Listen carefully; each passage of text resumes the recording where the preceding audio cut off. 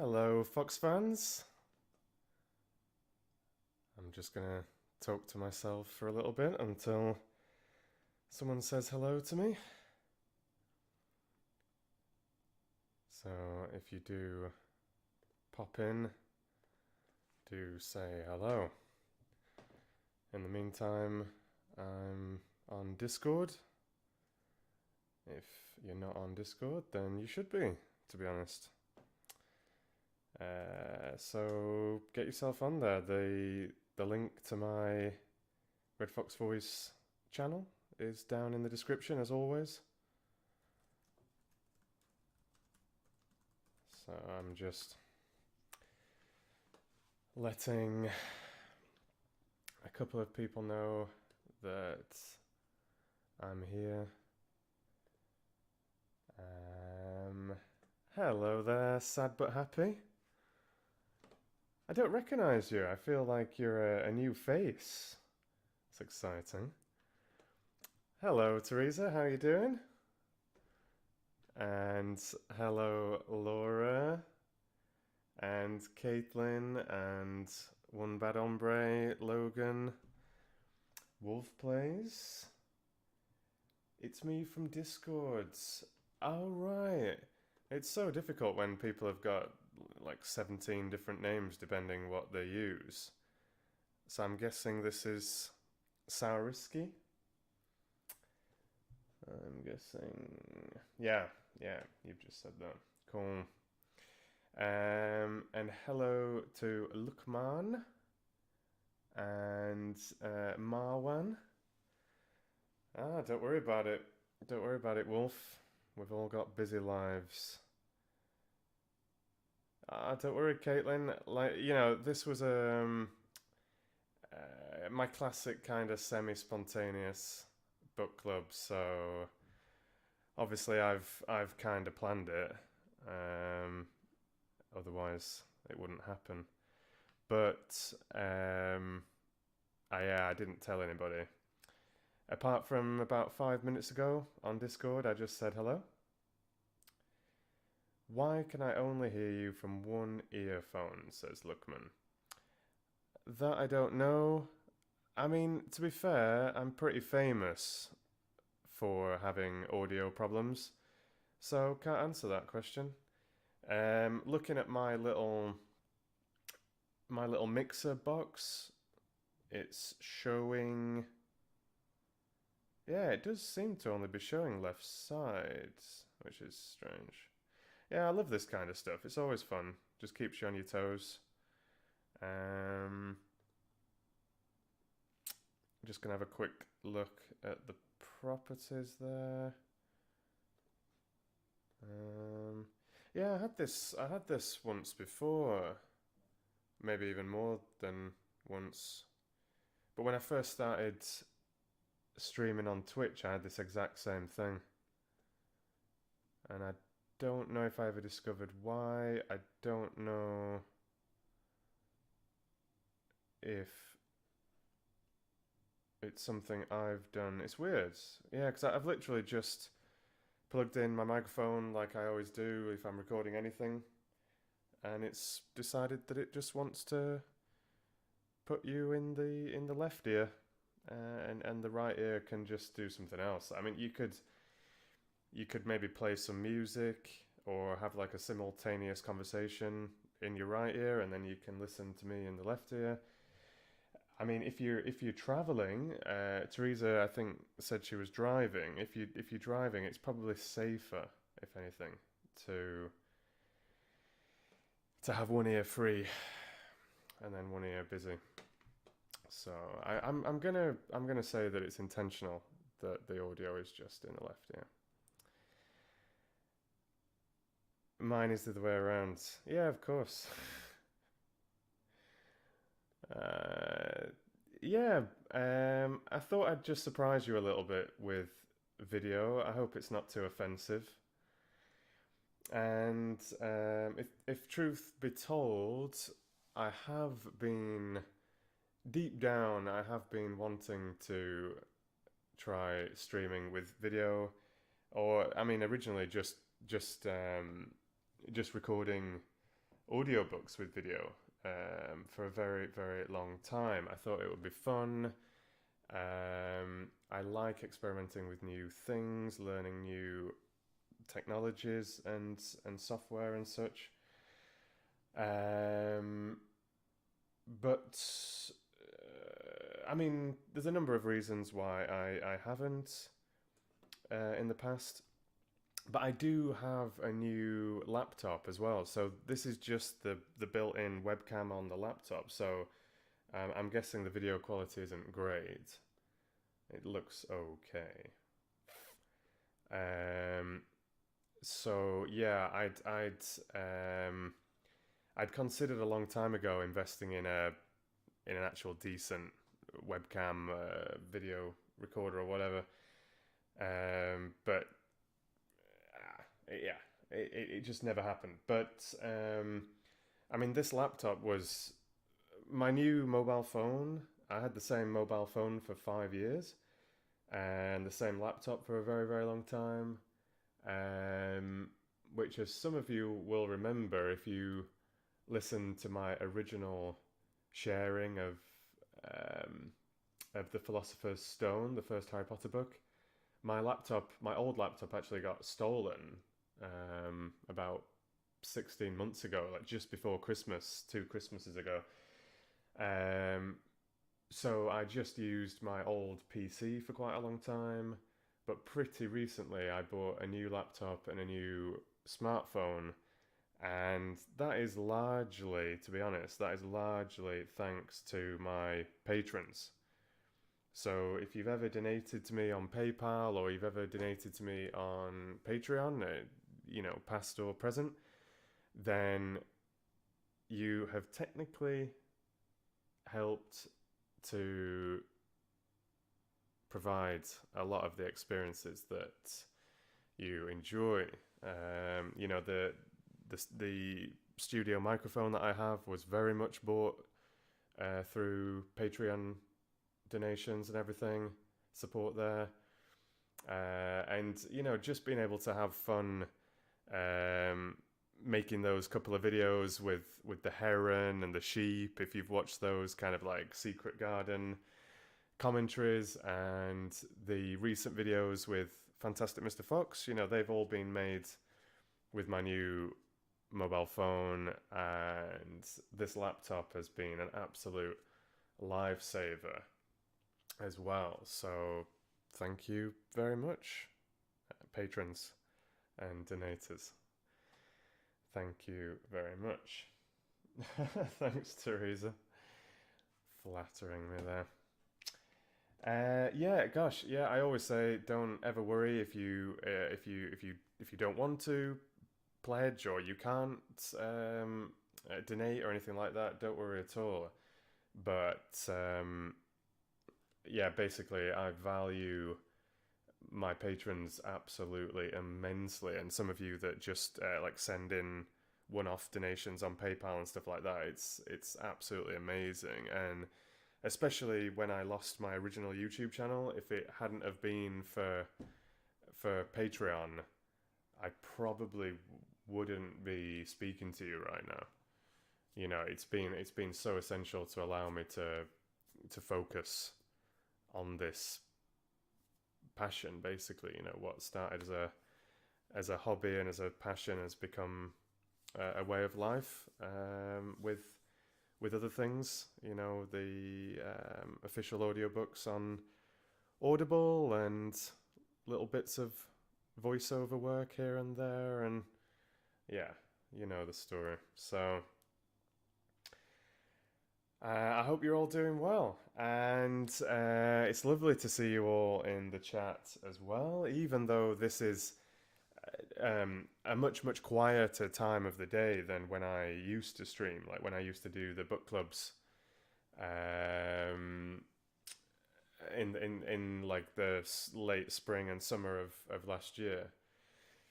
I used to always stream quite late at night here in Sweden, so I was trying to catch the UK, European, American market, and I used to pick up some of you guys over in the east as well, though. You know, like early morning. It's a really good time that for me. Like about 9 p.m. Central European time to, well, sometimes I used to stream till ridiculous hours in the morning, like 2 or 3 in the morning, and it's a good time.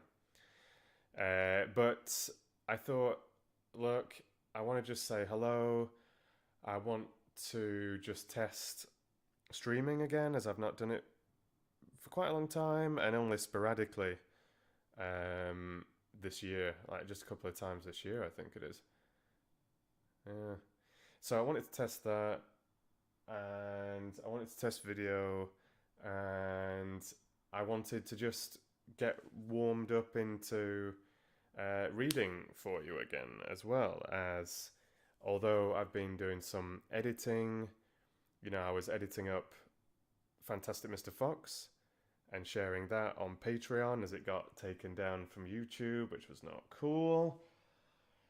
And then I've been editing up the remaster of Harry Potter and the Philosopher's Stone, which is on Patreon as well.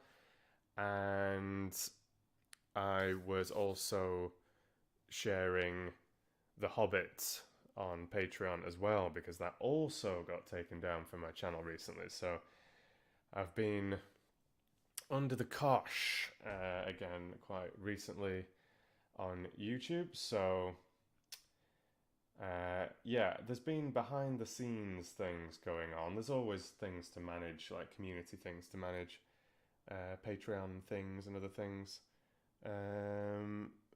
And yeah, like for those of you that have kept up with the news here and there on Discord and on Facebook and on Patreon and on the YouTube community page,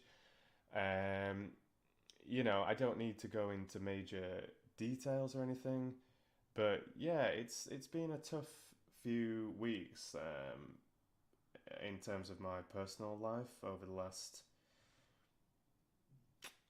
4, 5, 6 weeks or something like that. So yeah, I've just been trying to keep things as smooth as possible. Been trying to be kind to myself. I took a few days home in England. But yeah, like I mentioned in the Patreon post a couple of weeks ago, I have also been moving house recently as well. So you can imagine that's quite disruptive. And I've moved like 3 or 4 times over the last year or so. So yeah, it is disruptive, especially when you're trying to work at home and do things like this at home, you know. So just checking in on the chat a minute, because I've seen a few things, bigger things popping up. Logan being very sweet as always. Laurie says, "Why have you been hiding for so long?" It's great to see the face with the voice. Yeah, I mean, I've just been mentioning that a little bit. Things have been still happening. I've just not been recording new stuff. Like, yeah, like my life was getting a little bit messy when I started working on Fantastic Mr. Fox, and that was kind of like, that was partly a therapy for me, because it's a really familiar book, one of my favorite childhood authors, like I mentioned. Super cozy. It's really fun to read, like, you know, from my point of view. And I thought, because I'd been wanting to test out at least video, you know, aimed at the book for a very long time, and I thought that's a really nice way to do it. I think the book with the pictures and that easy listenability and everything, easy readability, was going to work well.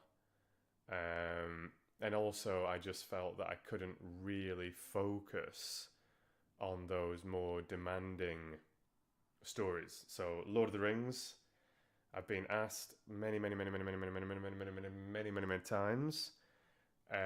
when are you starting Lord of the Rings? When are you starting Lord of the Rings again? When you start, and like it's amazing to see how many of you were really missing the Lord of the Rings. You know, I picked up the pace a little bit, finished part 2 much quicker than I produced part 1, made the complete version of chapters 6 to 12,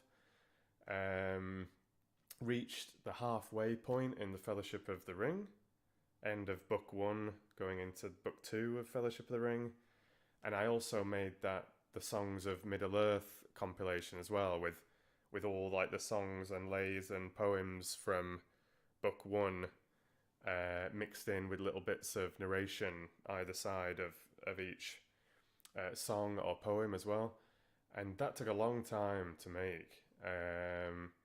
It was mainly for my own like sense of satisfaction to make that. I found it really fun to make. It was quite challenging to edit all that together and make a little kind of like smooth narrative, by not just using the songs but adding these little intros and closing remarks to each scene, so you could kind of like tell the story through the poems. Like you've got context to each of the poems. So I really enjoyed making that, but that was time consuming. And yeah, so I was kind of needing a break from the Lord of the Rings anyway, but it is the most demanding thing that I produce for you guys as well. You know, each chapter is between 40 minutes and over an hour long finished. So with the challenge of songs, new characters, complex dialogue, complex narrative, a lot of editing. You know, I've mentioned this before. Those chapters can take 4, 5, 6, 7 hours plus, and they're very demanding because, you know, I want to do the best job. Every single chapter I do for you, whether it's Lord of the Rings, Harry Potter, Narnia, whatever, I always try to do my absolute best. So I didn't want to rush a chapter of Lord of the Rings, rush a chapter of Harry Potter. I nearly did the next chapter of Narnia because that's a little bit easier, but I just wasn't quite comfortable. And then some of those ones that I only do maybe once a month or maybe less frequently than that, like To Marry a Prince, Jurassic Park, they're a bit tricky as well. Like they take a bit of preparation. I've got to kind of get my head back into that author's style, get into the story, refresh myself with the characters and the voices a little bit and things like that. And especially if there's a couple of new characters in, that's got to fit in with the style of what's come before and everything. So they're demanding in their own way too.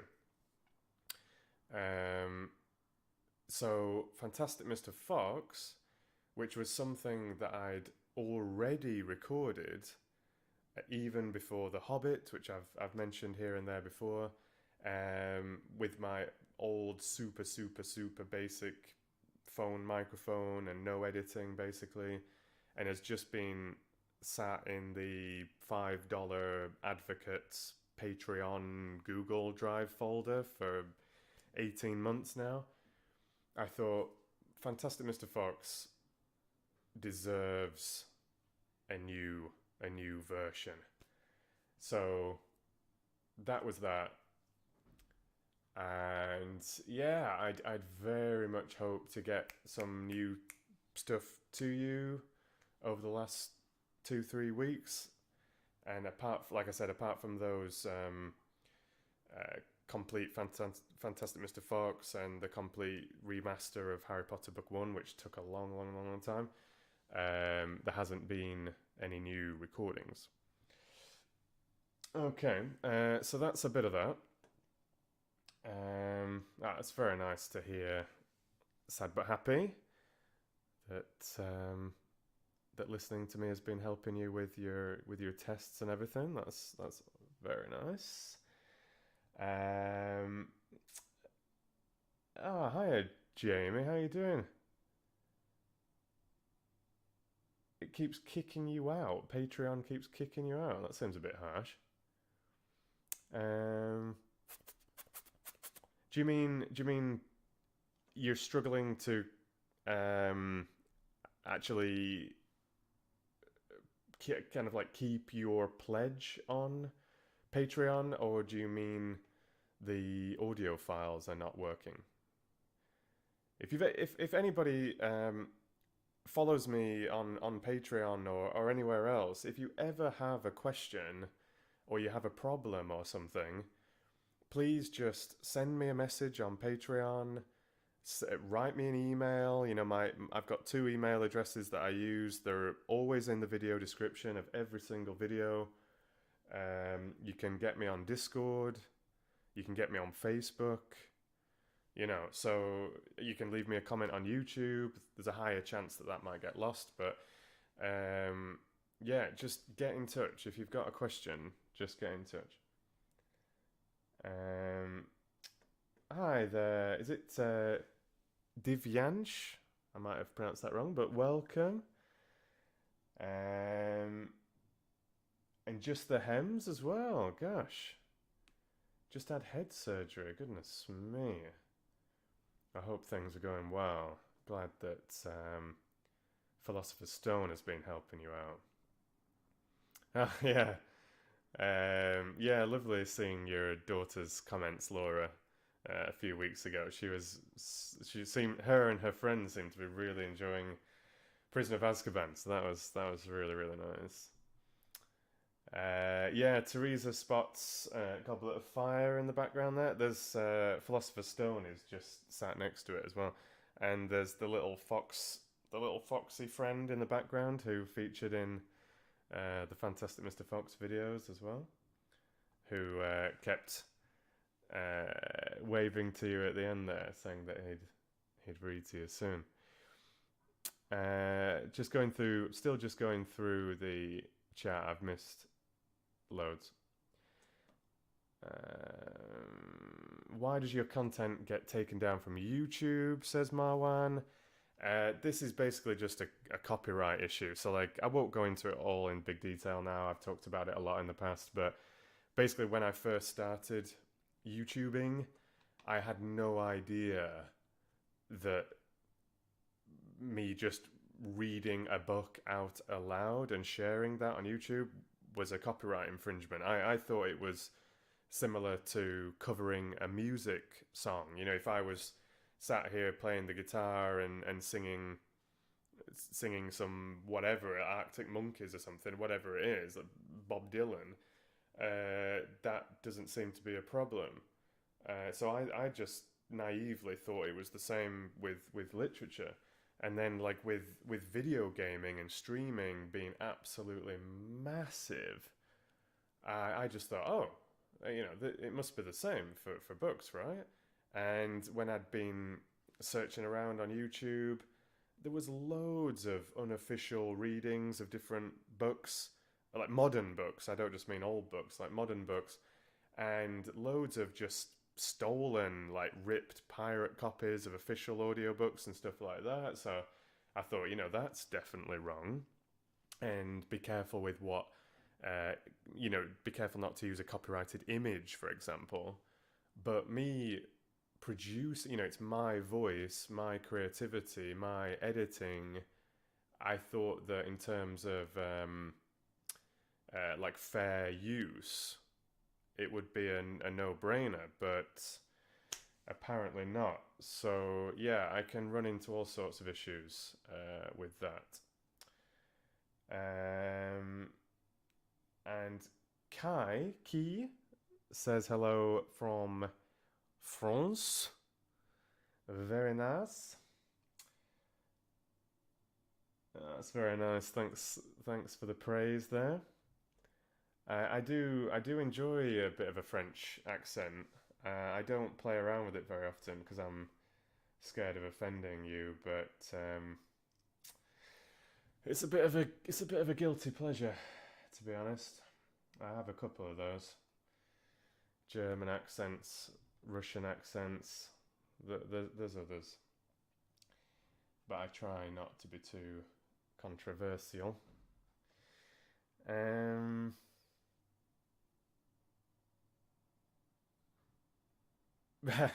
yeah, Teresa been very sweet. It's been amazing to see the support. You know, like when I've not been creating new, I've not been making new readings recently. But there's been so many lovely comments over on Patreon, particularly, but on YouTube and elsewhere as well. So yeah, thanks so much. Teresa has been saying that I should take it easy and not rush into things. And if I did, I would be in serious trouble. So anyone who knows Teresa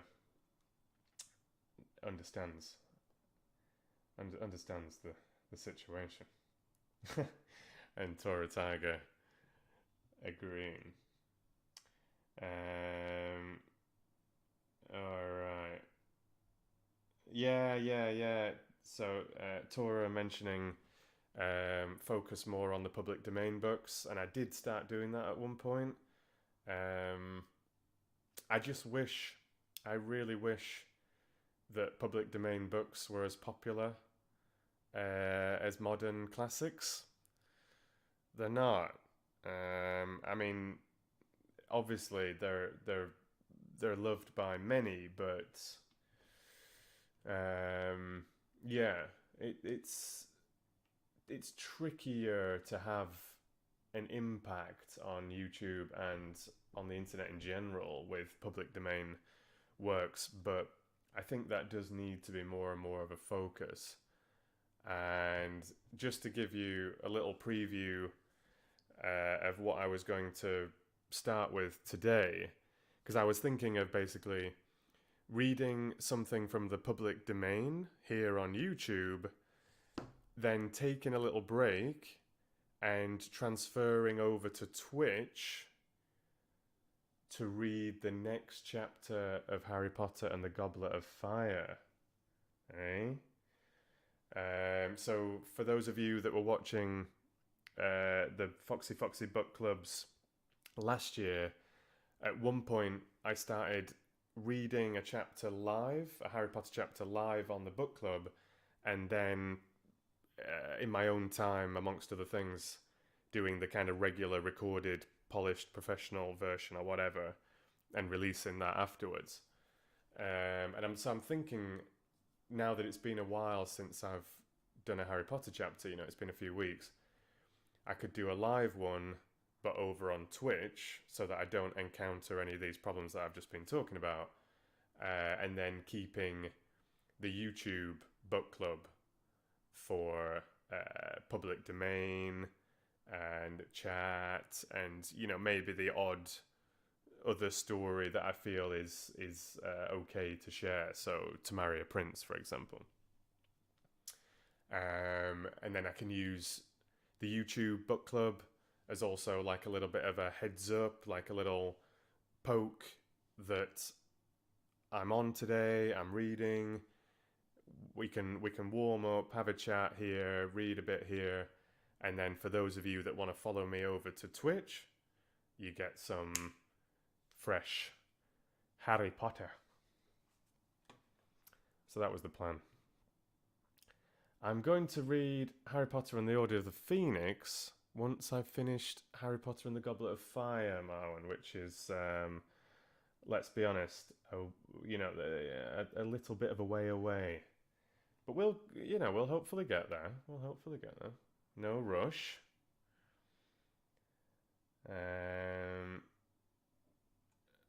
Fenrir says, "Where the red fern grows," as a suggestion for a good summer read. I don't know that one. Thanks for the heads up there. Still just checking through the chat here, and then I'm going to get on with a little bit of reading, and we'll just take it from there. But how's the good night, Sad? Take care. Heading to sleep now. I wonder where you are then. You must be You must be over in the east somewhere, surely, unless you work night shifts or something. Maybe in Australia. But sleep well, and thank you for joining. There was something I was gonna mention there, and I got distracted. Oh, it doesn't matter. Yeah, thanks very much, Logan. You know, I'm no singer. But I do enjoy dabbling with that kind of thing. I find it really fun making a little tune, getting outside my comfort zone a little bit. So I'm very pleased with some of the Lord of the Rings songs, to be honest. I thought the troll sat alone on a seat of stone, is it? Troll sat alone on a seat of stone. Something like that, isn't it? I really enjoyed that, and the Hey Diddle Diddle one where Frodo's singing and dancing on the table. I thought that was a lot of fun. I've forgotten the tune now. I'd need to refresh myself. I'm just 1 second. I just wanted to have a quick look at the script. Oh,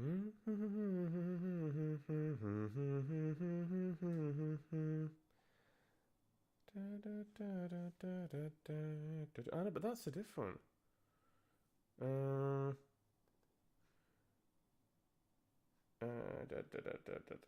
I wish I had all these just in a separate document, actually, because they're quite hard to find. Chapter 12. Yeah, that's the troll one.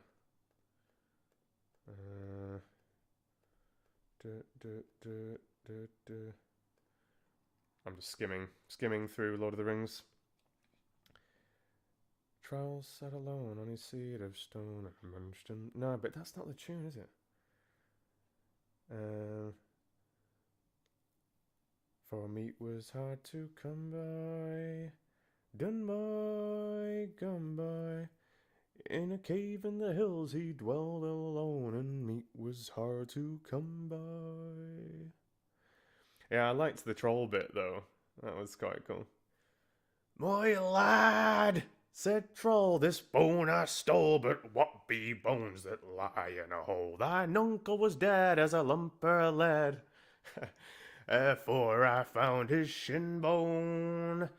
Tin bone, thin bone, he can spare a share for a poor old troll, for he don't need his shin bone.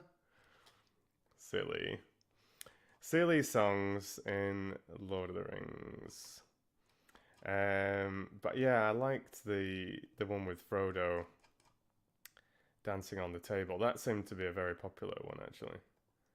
I think it's really, really, really well written as well. It's great. Chapter 9, Sign of the Prancing Pony.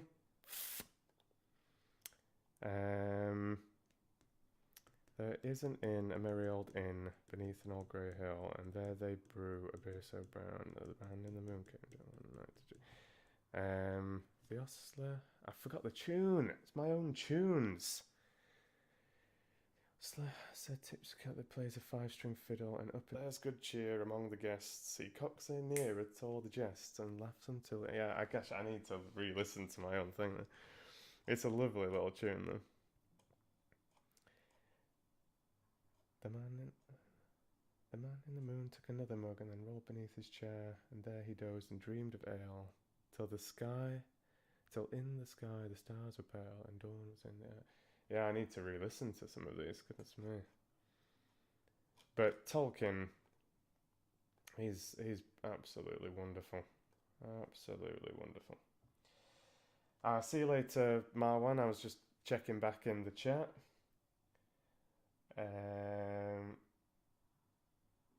Oh yeah, totally a secret. Me going live today and with the video and everything. Hi there, Katie. Nice of you to join as well. Who else? else is here today? Oh, you were enjoying the Fantastic Mr. Fox. I'm glad to hear it. I really think that Roald Dahl is not just for children. I mean, I know they're children's stories, but I don't know. Like, I think if you enjoy listening to audiobooks, and if you particularly like my style or voice or whatever, then I don't know. I feel like you could enjoy anything I do. Maybe that's naive, but yeah, I think Roald Dahl is wonderful.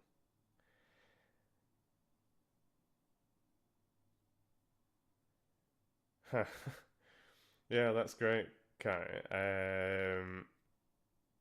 Yeah, I mean, I intentionally speak slowly and calmly and methodically and everything when I'm streaming.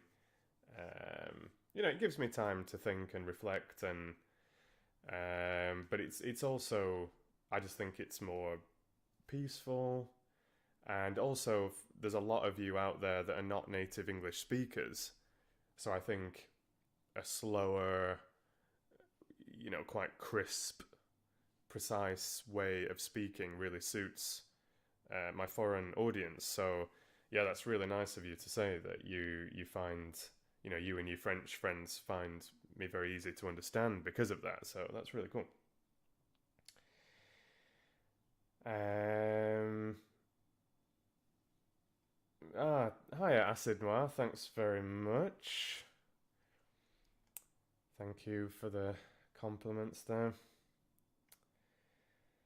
Yeah, so I've been mentioning Harry Potter 4. Teresa talking about the love-hate relationship with Read to You Soon. Many of you say it's comforting but disappointing because it means it's finished. Hi there, Trinity. Nice of you to join as well. Just catching up. Am I catching up? I feel like I'm catching up.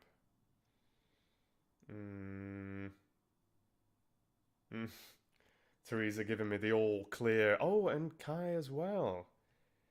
Giving me the all clear with the French accent. Okay, well, I'll try and drop that in at some point. Yeah. Wow, yeah. So you live on the Quebec border, Teresa. So you're right in the French, or like, super close to the French zone of Canada. That's pretty cool. Katie asking about my Ron Weasley voice. Yeah, it's kind of like roughly a Yorkshire accent. It's definitely a Northern English accent. Oh yeah, Tora's just said yeah.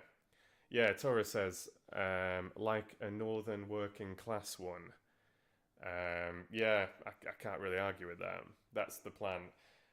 So Ron in the films, I believe he speaks with what you call an estuary accent, which is London-ish, like southeast. Is it southeast-ish? I think it is. But kind of a bit more like, I don't really like these terms, but working class. But I wanted the Weasleys so that it was comfortable for me to narrate as well, to have that same kind of style, but a northern version, as I'm from the north of England. So yeah, I like, it's funny because some people think that my Ron sounds really, really similar to Ron in the films. Um, so I'm guessing you hear that it's a very similar kind of style, but maybe just not quite tuned in to the accent difference there. But it's not. I don't really speak in a broad Yorkshire accent or anything like that. Like there's Mr. Weasley sometimes gets a little bit broader, and Mrs. Weasley, But for those of you that have listened to me reading Jurassic Park, I do a bit of a stronger Yorkshire accent there, a little bit Sean Bean style. And if you've listened to me read The Secret Garden, there's definitely more of a Yorkshire vibe there, as that book is actually set in the great county of Yorkshire. So Teresa says she's stuck on the stream, so all plans cancelled, I suppose. Yeah. We're very early on. We're very early on with Harry Potter book 4. You know, we've had 10 chapters, but it's 34, 36 chapters long, I think. And it's, in terms of pages, it's almost exactly double the length of Prisoner of Azkaban. So it's a big jump up there. But when I've done chapter 11, I'm thinking of actually having a break there. I'm not going to have a break from reading The Goblet of Fire, but have that as like a part 1. Because it will already be 7 hours or more at that stage. It's 7 hours ish. So gonna have that as end of part 1, and so it will be. I think I've figured it all out, but I think it's 3 parts in total. But that's the plan. No, the squeaky chair has not moved with me. I've not had the squeaky chair for quite a long time, actually. I left the squeaky chair behind in September of last year. So yeah, no squeaky chairs. I think this chair has got squeaky potential. It's not an office chair, it is a regular wooden chair, so if there's a squeak, it's the chair, okay?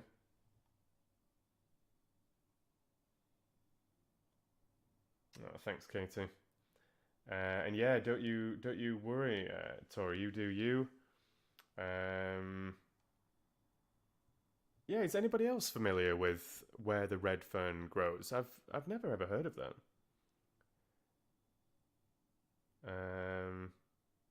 Yeah, that's totally new to me.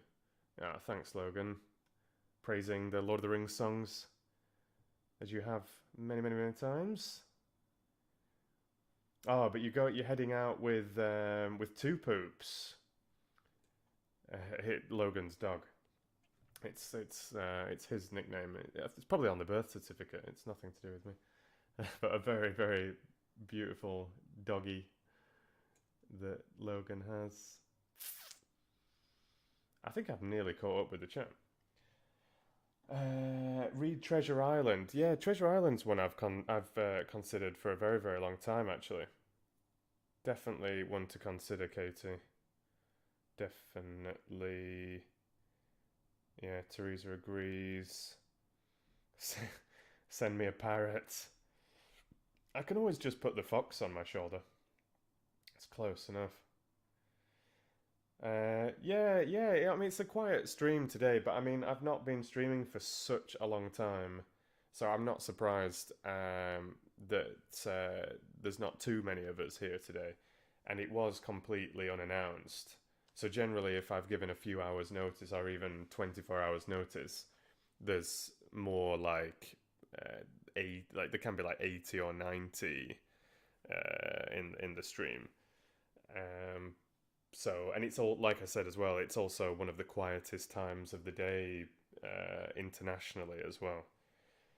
So my viewing figures are generally about lowest at about 11, 12 Central European time, so about noon Central European time, and their highest generally like just before midnight and just after midnight Central European time, Red Fox time. Key's off back to work. Good luck with that. Yeah, Hem's saying the same. You know, it's a busy time of day this for a lot of people. Yeah, I'm with you, Katie. Like Roald Dahl, um, fantastic. I've not read all of his books, and I've certainly not read his more adult books. Actually, just a couple of them. Um, and if it hadn't have been for this latest copyright thing with Fantastic Mr. Fox, I was thinking of working through them all on YouTube. But boom.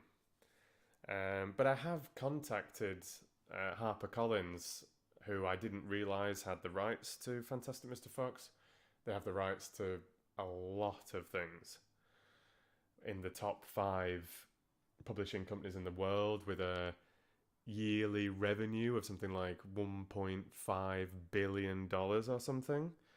And they took down my Fantastic Mr. Fox videos that literally had like a few hundred views each, so thanks very much. So I have contacted them, and I'm gonna see if I can actually get, even if I have to pay for permission, I'm considering that, because I think the Roald Dahl books would be really, really fun to work through. Hi there, is it Narida?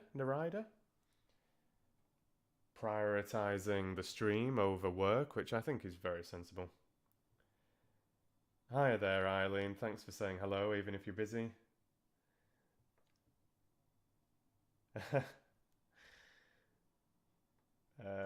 Gosh, I'm so not catching up. Oh wait, no, I am. It was just refreshing. Yeah, it's not Katie. It's nothing to do with lag on the stream. I don't think so. No, the stream's really smooth. It's just because I've been chatting, so I've not been keeping up with the chat, so I'm having to go up the chat so I don't miss things. So yeah, the stream is good. It looks real smooth from what I can see. Oh wow, off for acupuncture, acid noir. I've never tried that. Does it work for you? It's a very interesting bit of medicine, then.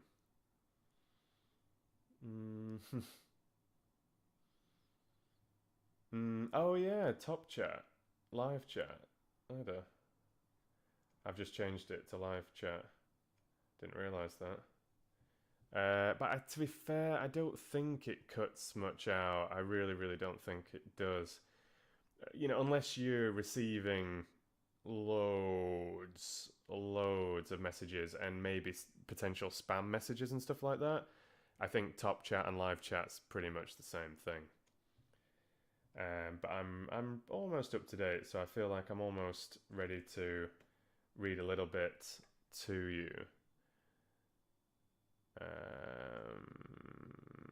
Oh, Katie's over in New York. Cool.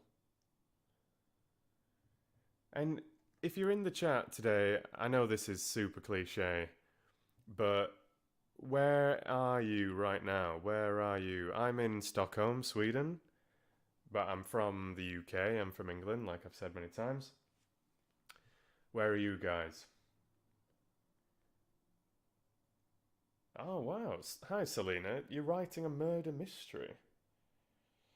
Can I give you any advice on creating suspense? Oh, murder mystery is not one of my strong suits. But Papa Fox, my father, he actually is a very talented writer, as I'm sure he doesn't mind me saying. And crime, murder mystery is actually something that he really, really enjoys writing. So he'd probably be able to give much better tips than I could.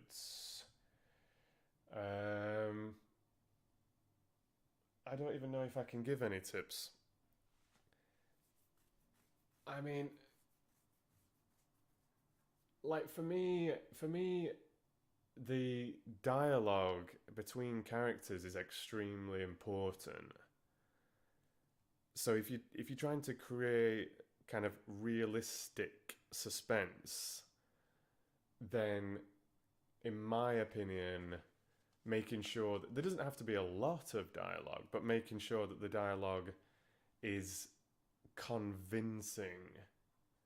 It doesn't break the immersion, that it really helps to bring the characters to life so that you care, so the reader or the listener actually cares about these people. So if there's crime involved, if one of these characters might die or is investigating a crime, try and make sure that their individual personalities really come across so that you can differentiate different people, feel that you get to know different people, you've got an opinion on what kind of person they are, like, do you like them, do you not like them, are you on their side, So character development, I think, is very important in that genre.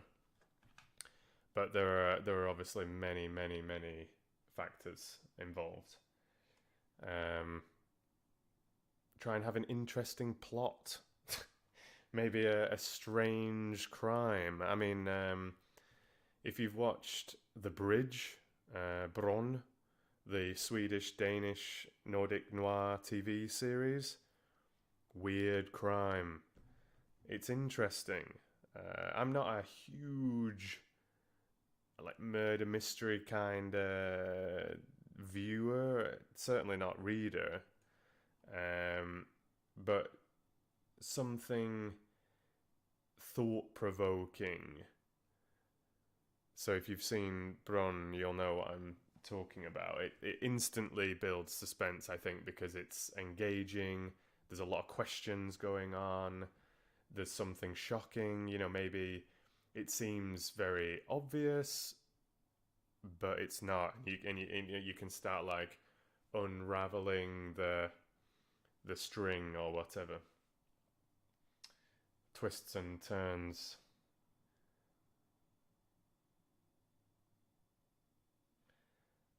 And then there were none. An excellent suspenseful one. Yeah, I've heard of that. I've not read it. Is there a movie of that? And then there were none. I feel like there is. I think so. Oh, two cracks at pronouncing. So it's not narrated or narrated. I've never seen that name before, I must say. Nerida. I could attempt more guesses, but I'm just gonna fail. So we've got UK Cambridge, we've got Ottawa Canada, we've got Essex England, Jordan, we've got Westport Massachusetts, US, Merseyside, says Sherry. So Liverpool, England. Sorry, I shouldn't say Liverpool, but in that zone. Just in case, I don't want to offend. North Dakota, USA, Germany, Heidelberg, says Anka. Australia, says Lawrence. Poland, Marzina. Whoa, Wollongong, Australia. Very cool. Oh, and Acid Noir says you're trying acupuncture for the first time today. Cool.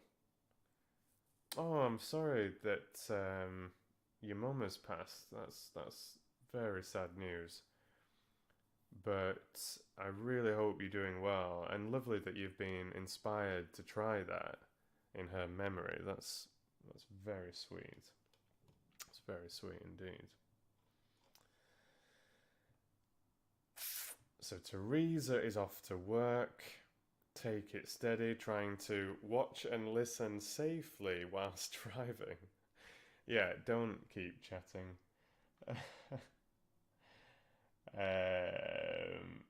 Yeah, Acid Noir says Harry Potter is a murder mystery disguised as magic. I mean, there's definitely some of those themes, isn't there? Absolutely. Laura's in Kent, England. Eileen's in Bedfordshire, England. Acid Noir's in Devon, UK. Very cool. And hello to Elle, just popping in the chat. Interesting. Interesting plot, Selena.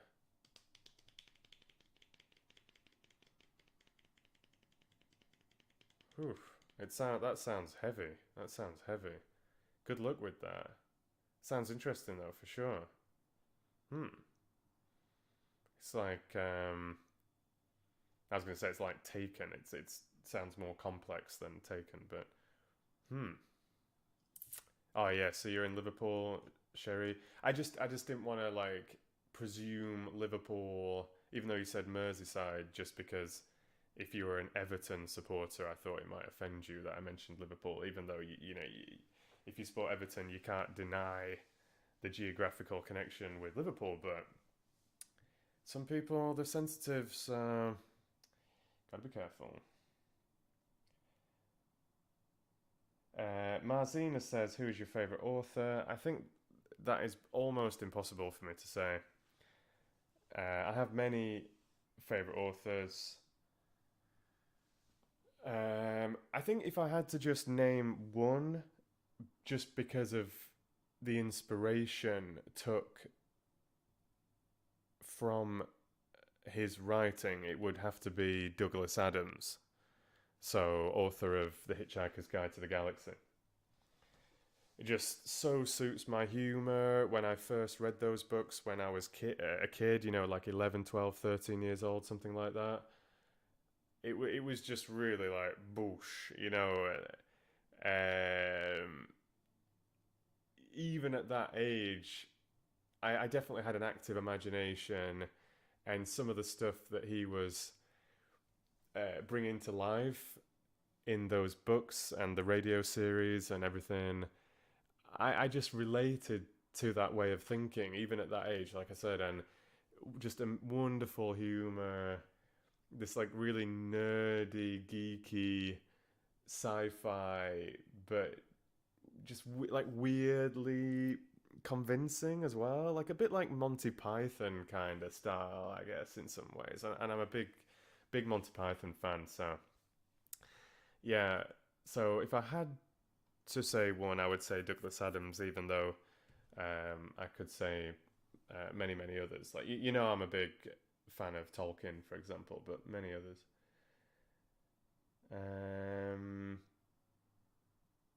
Oh, nice recommendation for a tea shop in Camden. Thanks very much, Katie. Anna's from Hagen in Germany. Very cool. Favorite audiobook narrator, says Joseph. If you want the honest answer, I don't have one. I know there's loads of awesome narrators out there. I didn't used to be a fan of conventional audiobooks, so I enjoyed some of the more like theatrical productions, like the old Lord of the Rings kind of more theatrical production. But the more kind of like old-fashioned style of audiobook, with generally a very well-spoken English man. I'm talking about English language audiobooks here, British particularly. So like a frightfully posh older Englishman reading to you. I just found it rather irritating, rather pretentious and stiff. It didn't feel personal in any way. Generally, if there were character voices, I often didn't enjoy them. Just felt way too wooden. And I liked the more kind of relaxing aspect of audiobooks, which I didn't find with that kind of style, which was kind of part of why I started trying out narration myself, because I liked the idea of being read a bedtime story. Back in 2013, I discovered the ASMR channels on YouTube, and there was a few people trying out reading on their ASMR channels, and I I liked this. I liked, excuse me, the concept. Relaxing bedtime story, really nice. But in my opinion, the whispered, today I'm going to read to you Alice in Wonderland. I couldn't get on with it. I could fall asleep to it maybe, but it wasn't going to engage me in the story at all. And often I thought the reading was like so. Um, so that was kind of why I wanted to try narrating. So I played around with Cloud Atlas and Fantastic Mr. Fox and then The Hobbit, and I was trying to bridge the gap between a more stiff professional audiobook and a whispered bedtime story, and then find like a soothing, relaxing style, but starting to experiment with character voices, make it personal. Like so, friendly, calm, but engaging, entertaining. So I hoped that you could, if you wanted just to listen to it, um, whilst you're commuting or you're doing jobs around the house or you're at work, it would be engaging enough for you to enjoy that and actually really actively listening or whatever, but equally kind of calming and relaxing enough that if you wanted to just close your eyes and fall asleep or just kind of have a bit of headspace, that it would like offer that as well. So Laura says Laura says choose yourself. Yeah. I can't obviously say that I'm my favorite audiobook narrator because that's ridiculous. Um, but yeah, there are a few that I've enjoyed here and there. I liked how Stephen Fry did The Hitchhiker's Guide to the Galaxy, for example. I think he's great.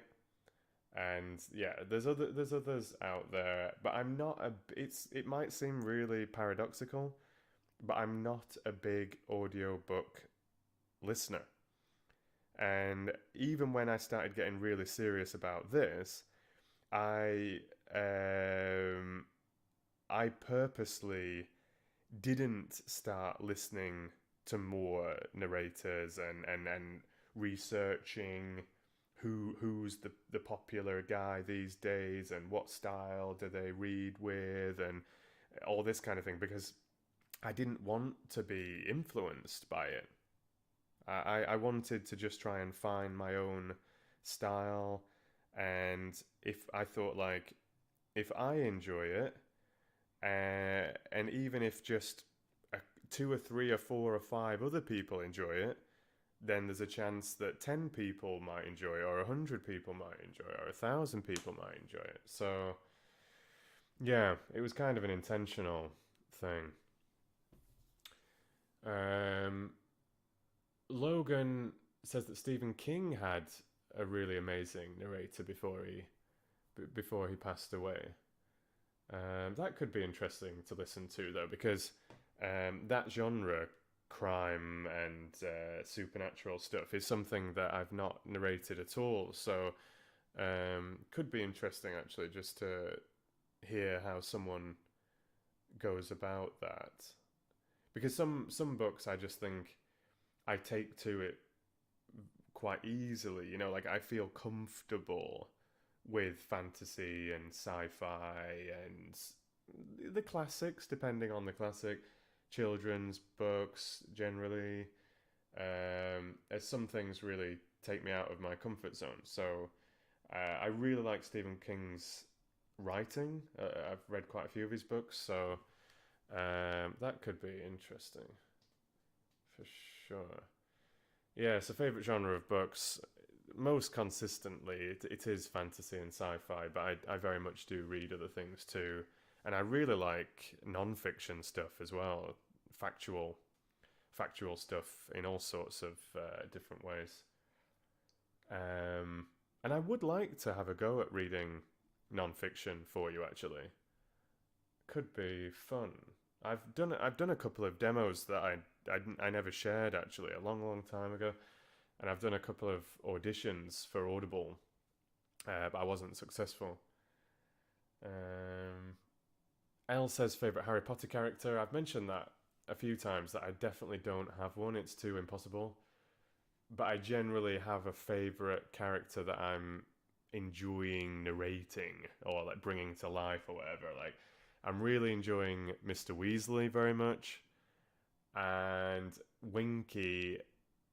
I'm very proud of my Winky voice, especially because Winky's not in the films. So I had a lot of fun trying to bring Winky to life, and Ludo Bagman as well. I've been having a lot of fun with Ludo Bagman. I really like that kind of character. I really enjoyed doing Gilderoy Lockhart.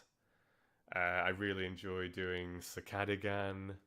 These kind of like over the top, like rather posh, a bit silly characters. I find them really funny. These like larger than life characters. Yeah. Thanks very much, Katie, saying that I'm your favourite audiobook guy. That's very nice to hear. Terry Pratchett books. Yeah, he was one of the authors that I was thinking of when you were asking when you were asking who's my favourite author. I read a lot of Terry Pratchett books when I was a kid, and I could definitely enjoy narrating Terry Pratchett. I would be scared to offend him and not do a good job. I think they're quite difficult. I think they would be quite difficult to narrate, but you know, because it's comedic. So if I'm not like I don't want to do a bad job, but yeah, I would love to have a go. I would love to have a go with Terry Pratchett for sure. Thanks very much. Thanks very much for for the encouragement, Sherry, saying that I'd do a good job. And thanks very much, Joseph. And thanks very much to Mijin as well, saying that you've been enjoying the Secret Garden. The Secret Garden became like an old friend. I started off kind of decent first impression. I'd read the story a few years previously, but in terms of something to narrate, it was when I was first encountering copyright strikes for Harry Potter, so I was very eager to be able to still keep reading to you, but needed to make sure that it was something in the public domain, and I wanted to have a go at reading straight out of the book, which I did with The Hobbit originally, but that was kind of a long time ago at this point and far more basic. And I had a copy of The Secret Garden that was given to me by my parents, and my dad particularly. Papa Fox had said, try this kind of thing, and I really wanted to be able to bring that very personal feeling into the reading, so you could hear the flicker of the pages and just like a slow, gentle introduction with a little bit of chat about what's going on in my life, or discussing something that someone's asked a question about or whatever. But yeah, at first I was trying to keep it really simple. this whole like raw reading, so it sounded just like I was sat reading it live, basically. And there was just very small editing, just little bits here and there. But as it went on, I got so into the story and so into the characters, and I knew that my editing and production was improving with the other stuff, you know, Harry Potter and Lord of the Rings and all the rest of it. And I was working on a couple of professional audiobooks for Audible, and I couldn't help myself but try and make it more polished, basically.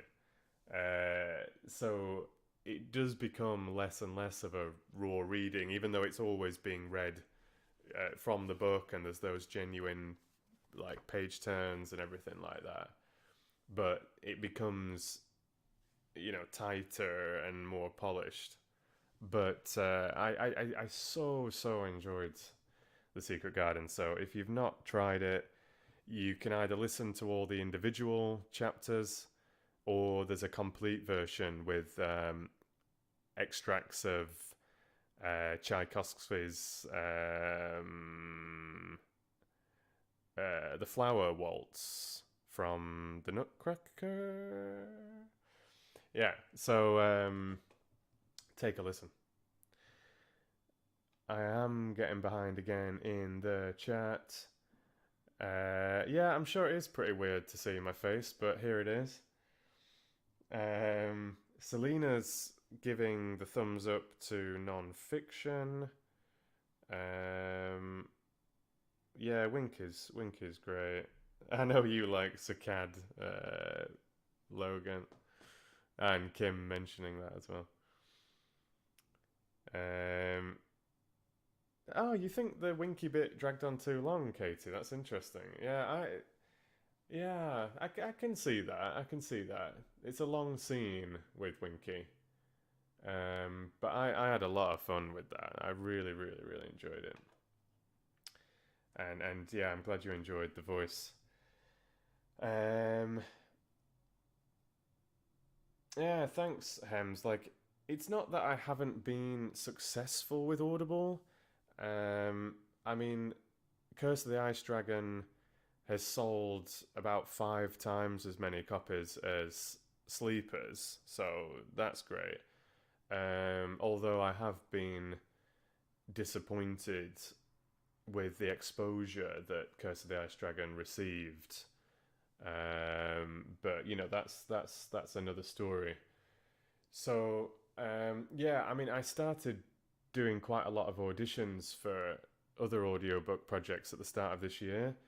And I technically am still working on 2. I've just kind of had to just pause production at the moment. So there are things that I can get back to, but I'm very aware that with Audible, you can spend 100, 200 hours working on an audiobook, putting your mind, body, and soul into it. And if the marketing isn't there, if the exposure isn't there, if the audience doesn't know about it, it's so easy for your, you know, your like your little gemstone of a production that you feel like you've created. It's so easy for that just to be lost in the masses and masses and masses of new audiobooks that come out onto Audible every day. So because with Audible you can either be paid with a small percentage of the sales, like a commission, basically, royalty, or you can be paid per finished hour of the book. So if it was a 10-hour book, you'd get paid more than a 6-hour book, or you know, whatever. And apparently you can kind of have a bit of a combination of the two. But when you're relatively unknown, especially on the professional scene, like I am, it's very hard to get exposure and demand that you get paid before like that you get paid regardless of how well the book sells. Which, in my opinion, you should get paid regardless of whether the book sells, because I mean the job has been done, you know. So it's yeah, it's a tricky one, you know. So I could spend 100 hours producing an audiobook for an author, an official audiobook, and technically, if no one bought it, I wouldn't get paid a cent. Nothing.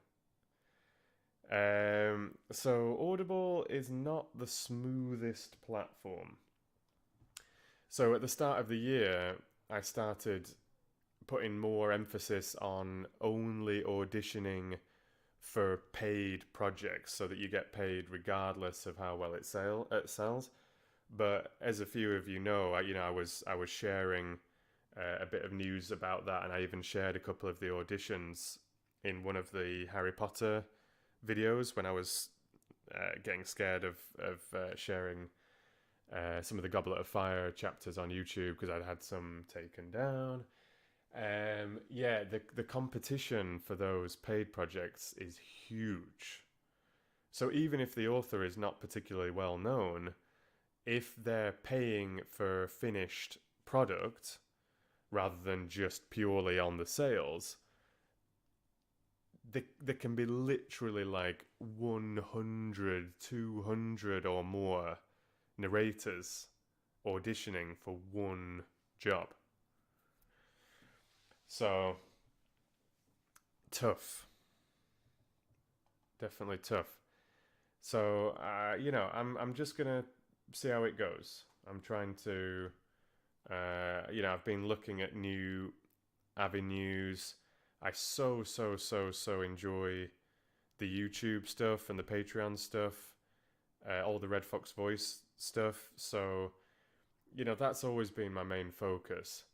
But I am always looking into other professional routes and everything. But I don't have any connections or anything like that. So it's really tricky.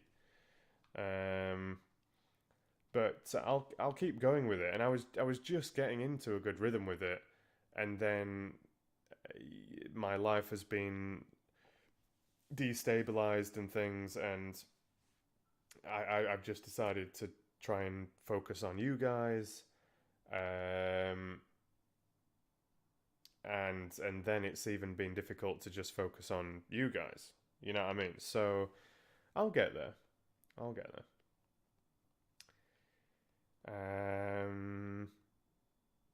Logan's off to work. Good luck. Thanks ever so much for joining, as always. Yeah, just catching up with the chat and stuff. Hi there, Samantha. Finally, I am online for a live chat. Yeah, so you're over in Oz, aren't you? Yeah. Ah, good stuff. Yeah, very nice to hear you've been enjoying Secret Garden and Harry Potter and Lord of the Rings. Thanks very much, Elle, for the compliment there about the voice acting. Hi there, Amin. Nice to see you. Another long time Fox fan. Marzina's mentioning Go the F to Sleep, that little crazy special that I did at the start of the year. I was demanded to do that by Teresa and Logan over on Discord. But I'm really glad I did. It was a lot of fun, so I'm glad you enjoyed that. Yeah, I definitely could do something silly like that again. I'm always thinking of like new random things. So if there's like a really fun suggestion that comes up like that one, it could definitely happen. Linda's talking about the Harry Potter movies. Do they move too fast? I mean, a movie's a movie, isn't it? At the end of the day, like you've got a limited time to get your point across in a film. most movies are 90 minutes, 2 hours, maybe 3 hours long. If the book is 800 pages, there's going to have to be sacrifices. So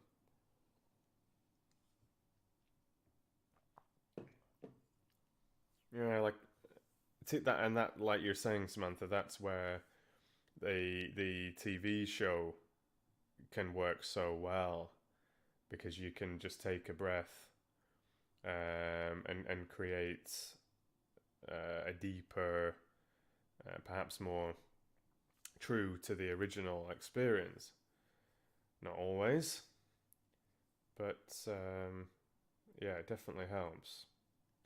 And I've not read The Cursed Child, and I've not seen the play or whatever. I've read a little bit of the script actually, just out of interest. So I don't know. The concept is a little bit strange, but I don't know. I've only skimmed bits and pieces. I know the rough plot and everything, but I couldn't say whether I like it or I don't like it or anything like that, because I've not seen it. I've not properly read it, you know.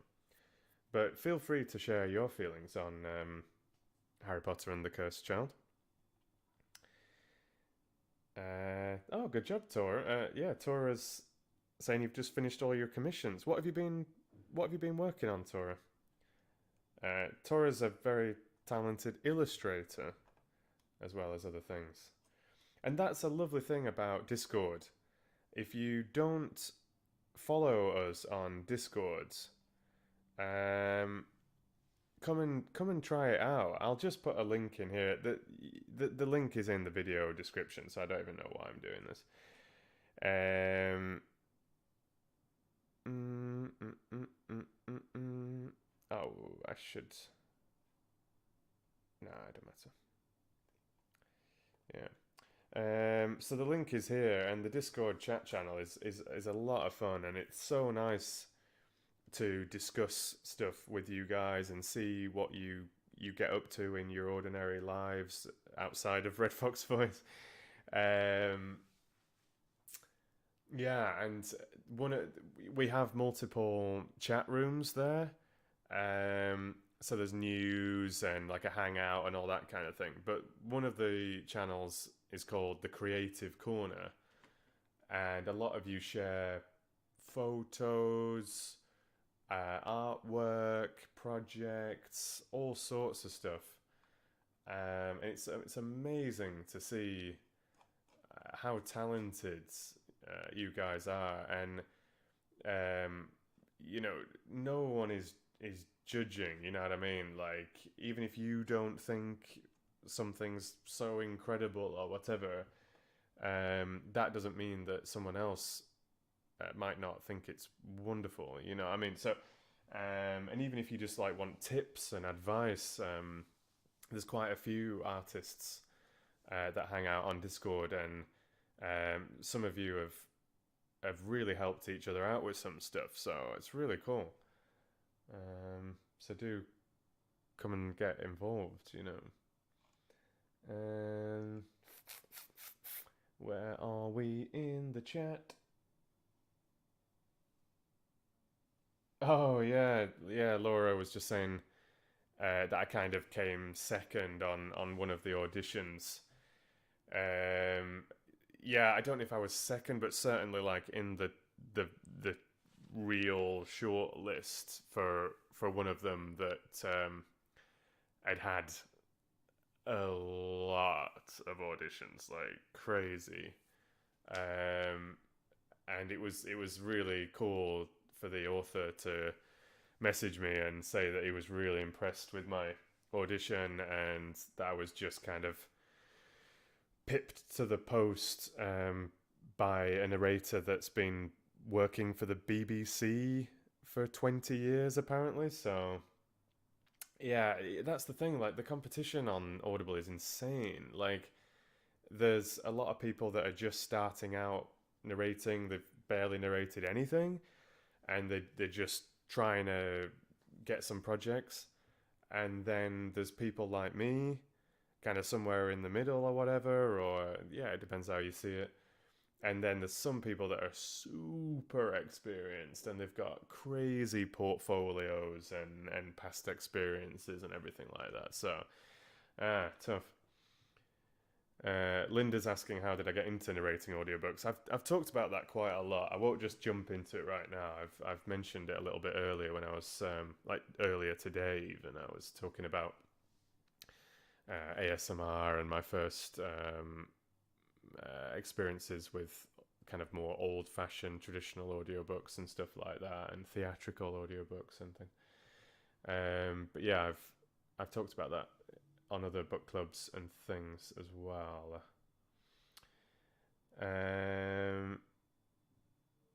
Oh, and Katie thinking of doing some busking in the park. Nice. With your guitar, I like your style. Yeah, the narrator marketplace is fiercely competitive. I mean, I think all creative industries are. I mean, all industries are competitive in one way or the other, but with creative, kind of more artistic stuff or whatever, it's so subjective. It's not just like, I've got this qualification, I can prove that I can do this process, I've got experience with this software or whatever.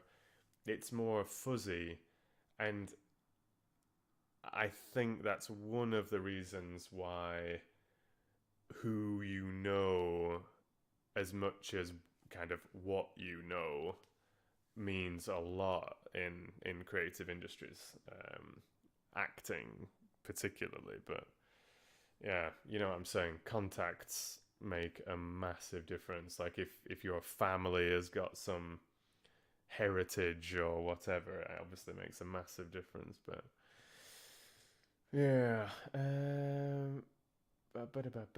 oh, hi Black Rose, saying hello. Yeah, I was just mentioning Discord, Teresa. I didn't even see that you'd said that, actually. That's cool. Yeah, Discord's great. If you don't know what it is, just click the link. It's not going to explode or anything like that. It's literally just private chat channels. So you can mingle with people within a certain community, in like a closed community. So you can share pictures and gifs, and you know, I use it to like drop in updates, and sometimes I throw in like little random audio samples and little previews, and yeah, there's all sorts of like lovely chat and everything. It's just a community, basically.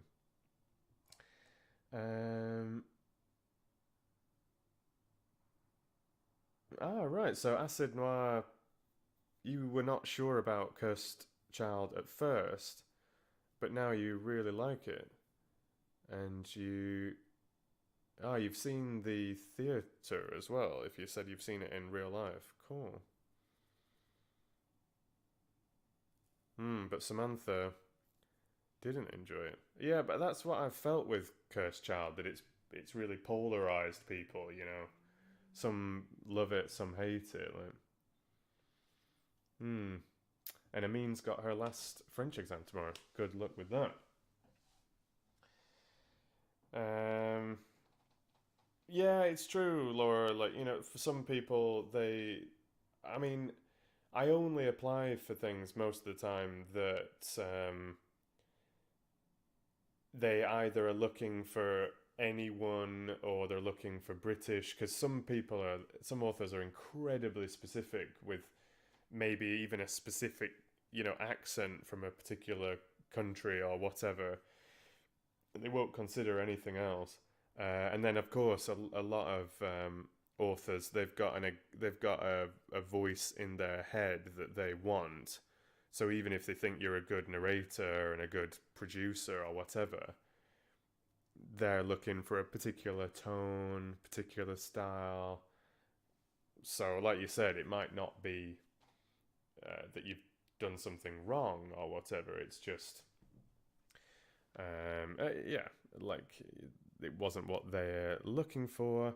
And then, you know, a lot of people, they do obviously go with experience as well. I mean, I don't have much experience on the professional stage. If someone's sat there and, oh, I've got 25 audiobooks on Audible, that's obviously more reliable, isn't it, than someone that's just starting out on Audible. So, mm.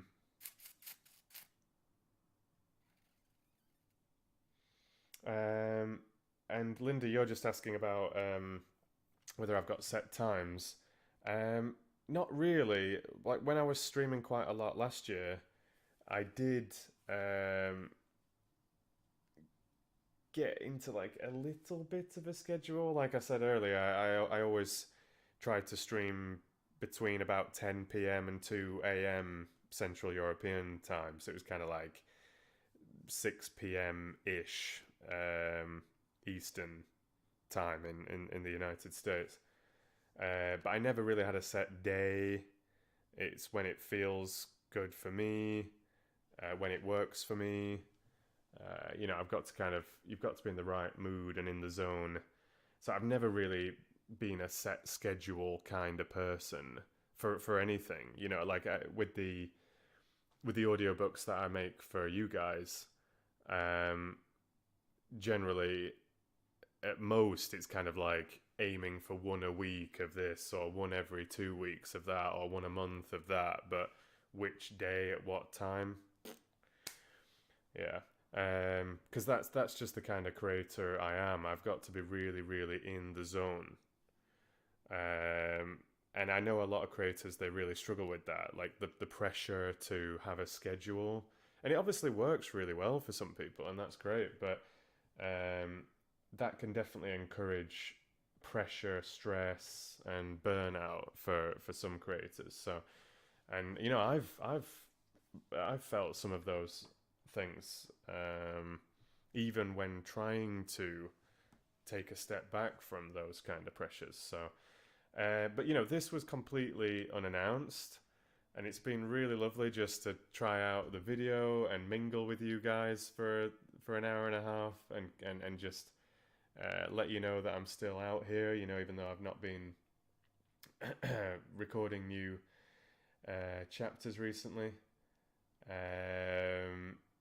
But the next stream, I almost certainly will give a heads up, you know, at least a few hours, but preferably maybe a 24-hour notice or even 48 hours notice, but probably not more than that. But yeah, like I said earlier on, you know, if I announce it, of course, it helps you guys. And if it's later on in the day, Red Fox time, that is a busier time of the day internationally. But it's nice to mix it up a little bit as well. Stream earlier on in the day.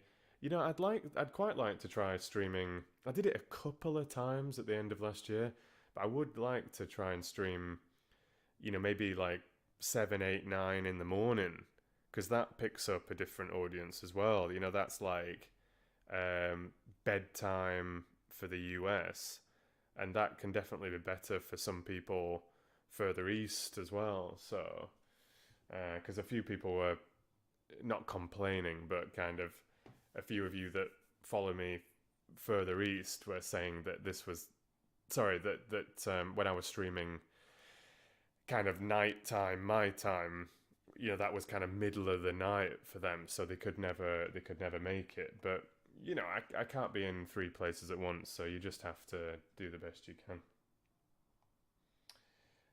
Thanks very much, Sherry, and thanks Teresa, thanks Black Rose, that's very sweet. Yeah, cheers, Laura. The Hunger Games, yeah, a few people have mentioned that, and I considered that a long time ago, like over a year ago. I was first considering that because I've never read The Hunger Games.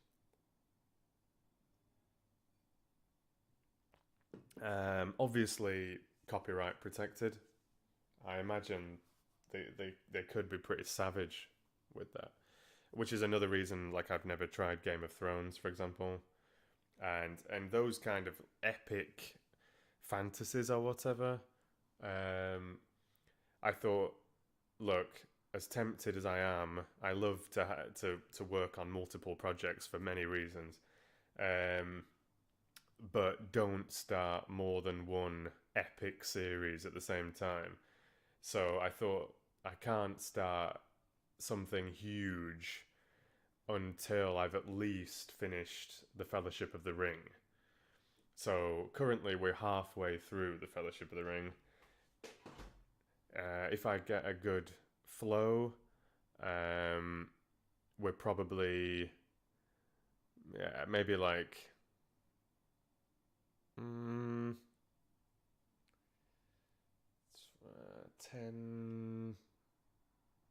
like maybe like 2 or 3 months from finishing The Fellowship of the Ring. That's if I get into the flow that I had at the end of the last book. And then I might have a break from Lord of the Rings once that first book's finished, and maybe like have a play around with something else, and then I can come back to it, or I might just keep going on with it. Yeah, I don't know. Yeah, we'll have to see. I know. Tell me about it, Laura. Tell me about it. That's the challenge. It's the challenge that we live with. Hi there, Jesse. That's very nice to hear. I mean, wasn't sure about Hunger Games. I really wasn't. I really wasn't digging the films. No offense if you enjoy the films. Laura's just saying you enjoyed the films. You know, I think they're fine. You know, they're fine. They're fine. But first film, pretty good. Yeah. Oh, and Teresa, yeah, you didn't like the films. Yeah, I mean, it's chalk and cheese. Wrinkle in Time series. I've heard of that. Wrinkle in Time series. What books are in that? I'm just having a quick search. Wrinkle in Time.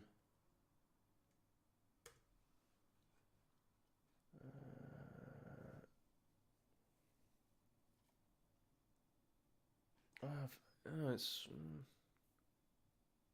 No, maybe it's not what I was thinking of. Apparently, the film didn't do very well that came out last year for A Wrinkle in Time, but could be.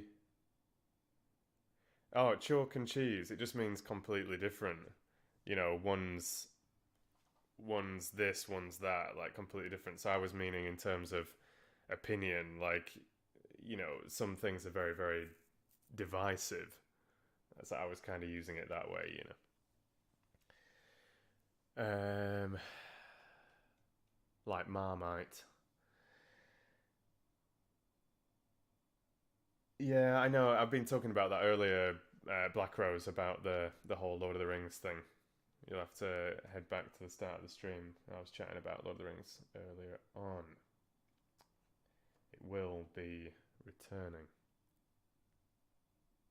Okay, I'm back up to date with the chat. We've still got just a nice little bunch of you following along.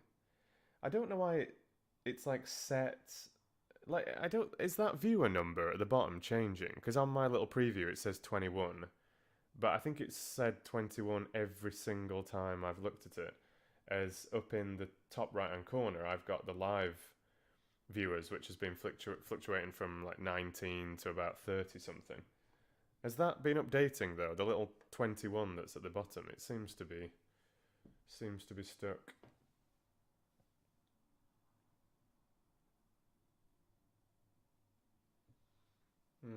Oh, it does change. All right, cool. Thanks, Laura. Thanks very much, Jackie. You see, yeah, my style does work, doesn't it? It does work. It does work.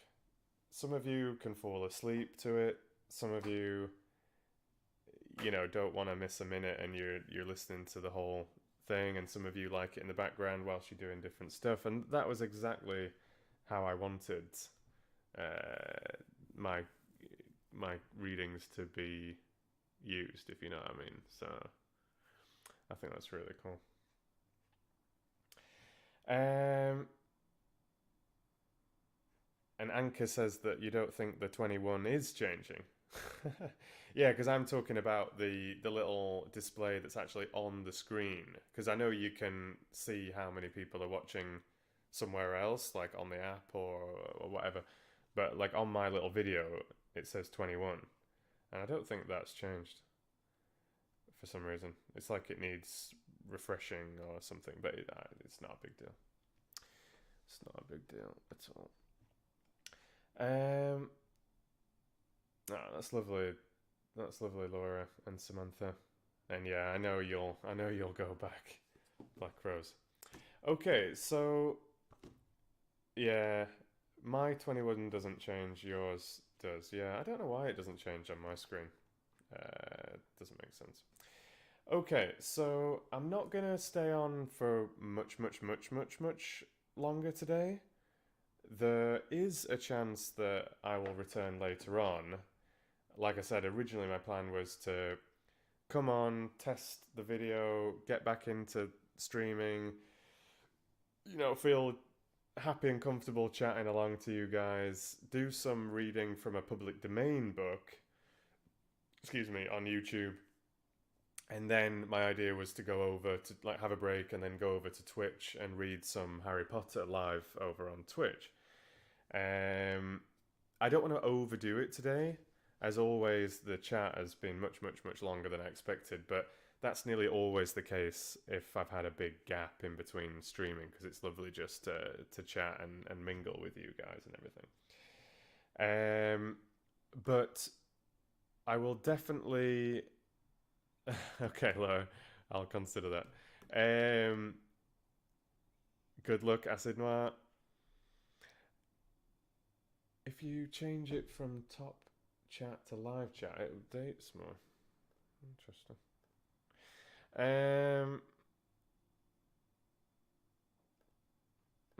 Yeah, right. So, but before I do go, I want to at least have done some reading for you today. And when I did the Fantastic Mr. Fox video, I've been planning, my next adventure was to finally finish Alice in Wonderland. Because I got like halfway through the book on the book clubs and never finished it. And I was going to go back to the start because I'd been reading it live and just having that as like a bit of a silly, cozy warm-up reading, and then focusing on Harry Potter and To Marry a Prince and Sherlock Holmes and stuff. But I wanted to show you, like I said, I was going to make a proper video like I did with Fantastic Mr. Fox. I wanted to show you this rather special copy of Alice in Wonderland that I have got. And this book is from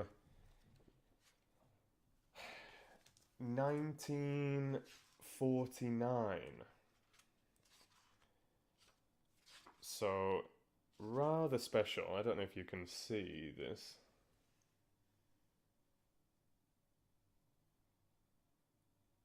Published in Stockholm in 1949. And this was given to me as a gift many years ago. And interestingly, this book had never ever been read before.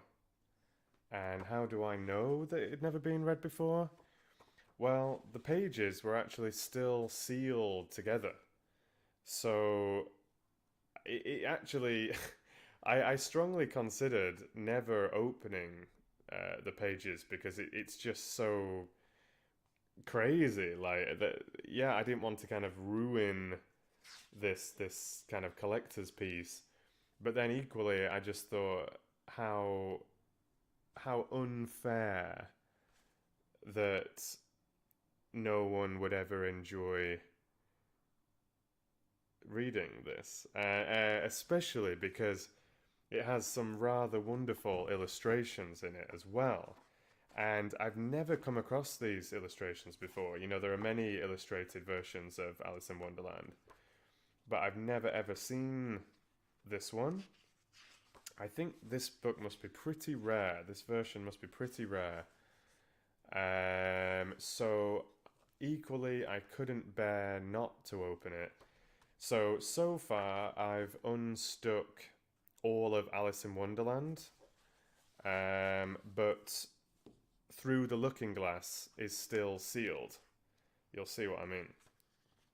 So can you see that? Like the page is actually like stuck together at the top. So some of the pages you can get to, but some of them are like this. Like actually, gosh, I'm terrible. Like in a mirror.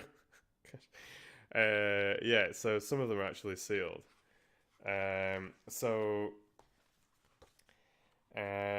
At the moment, I'm just gonna leave it like this, and when I've finished Alice in Wonderland, then I will. I was thinking of actually.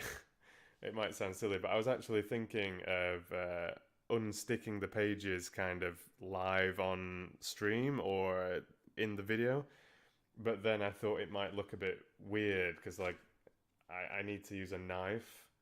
I didn't want to like get kicked off YouTube or something. Or just disturb you guys. So, you know, maybe I'll do that off camera. But yeah, we can just share the illustrations as we go along. But there's some really nice ones, and it's just really cool to see different interpretations of such an imaginative story. You know, so you can see the caterpillar there. Yeah, it does smell really nice actually. Laura just mentioning that. Yeah, it does smell really nice. Like it doesn't even smell fusty or whatever. It's certainly not moldy or anything like that. It smells like it's just like fresh, like weirdly fresh to say it's 70 years old. So a little bit of a question, because I just want to read a little bit of this to you today, just so that I've read to you a little bit today. And just jumping into something easy and fun, and then in future streams, of course, I can continue with this, or I can save it for a video. Or we can start a different public domain book. We can have some more Sherlock Holmes. To Marry a Prince, like I said, I would happily do here. And then do some live readings of Harry Potter on Twitch. But I'm going to start with some Alice in Wonderland. And although this may be controversial to you, I'm going to start it from the start. Because this is literally just kind of for relaxation, something nice to listen to, and also just as a little bit of practice for me, you know. So I've not done any live reading for a long time, and I've not been narrating for the last couple of weeks, so it's nice to just read something familiar. So just take this as like a little practice run. And of course, I would be absolutely delighted if you stay with me, and we'll move on to different things another time. And last time I was reading this, I made it quite silly because it is an absolutely crazy book, and I was just playing around with different silly voices and all this kind of stuff. Because I was also trying to practice changing voices and creating different characters on the fly, you know, during a live reading, because that's obviously very different to just sat at home on your own and being able to just record and delete and edit and change things and all this kind of stuff. But today, I'm going to try and capture the more relaxing side of reading. So, I always get a little bit tempted just to produce a little bit of distinction between characters and stuff like that. But I'm intentionally going to probably keep this as kind of calm and neutral as possible. I've said this kind of thing many times in the past and it often doesn't happen, but I'm rather determined today. And I was practicing this a few days ago. So, real simple. So, like I said, a little practice for me and hopefully just something relaxing for you. And also, because it is a very crazy book, it's not everybody's cup of tea. And I think if you get a little bit too into it and really play on the quirkiness of the different characters and all this kind of thing, it can be a bit disturbing. And then when I've been practicing reading this to myself a little bit, if I read it more neutrally, like more softly, I think you can actually concentrate more on the themes, like the interesting, deeper, surreal but genuinely reflective themes of Lewis Carroll's writing. So see what you think, because he's a real poet, or he was a real poet. So let's try, okay? Violet Ninja was just giving the thumbs up. Please do remember those thumbs up, by the way. If you're not already a subscriber, of course, please do subscribe.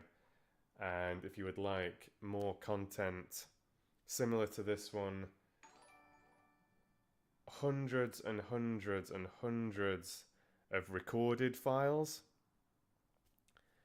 head over to my Patreon page.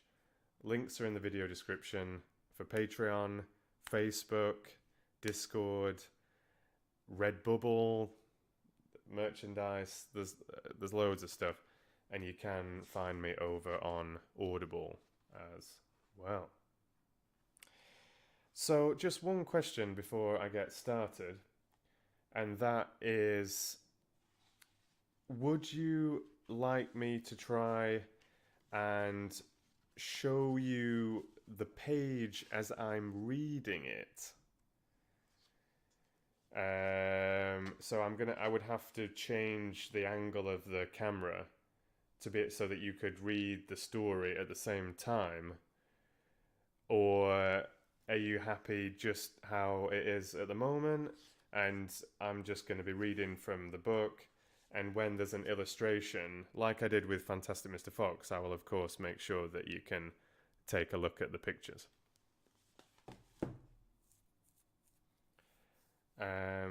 Oh, thanks very much for that, Violet.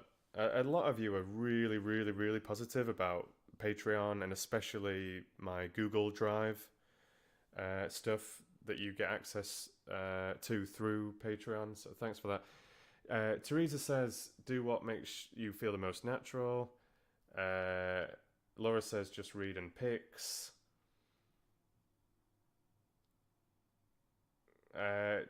So Samantha, you think it's too hard to navigate if I change the camera? Like if I change the camera, I could basically read and show you the words at the same time. But maybe I'll do what a couple of you have said and just keep it as it is, and then I can show you the pictures. There isn't hundreds of pictures, they're just here and there, so hopefully that sounds good.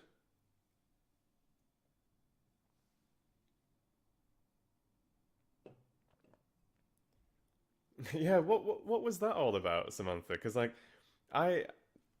whenever a new patron joins, I generally add you to the Google Drive within, sometimes it's seconds or minutes, and at the most at my absolute lowest point, it's been like 1, 2, 3, 4, 5 days maybe if something's got missed.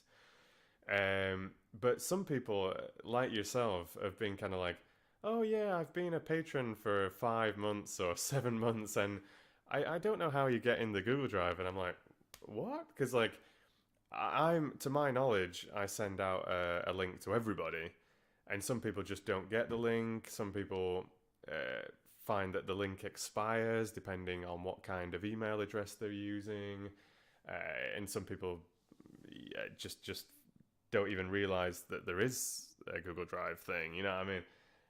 But I find it quite funny because like I'm under the impression that that's the main reason that you guys join. Like obviously a lot of you just want to support my work, which is awesome. But the kind of main pull to Patreon is the Google Drive, like with all the Harry Potter and Lord of the Rings and loads of other stuff, you know. So,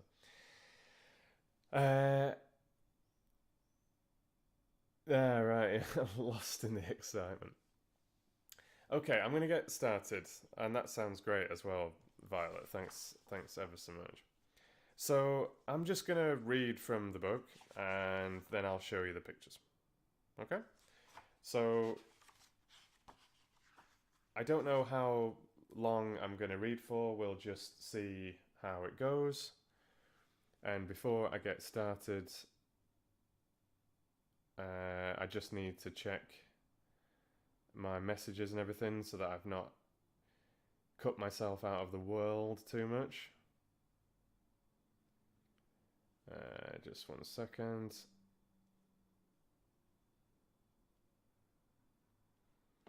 And just before I get started, who listened to me read Alice in Wonderland before on the Red Fox Book Club last year? Who was here last time?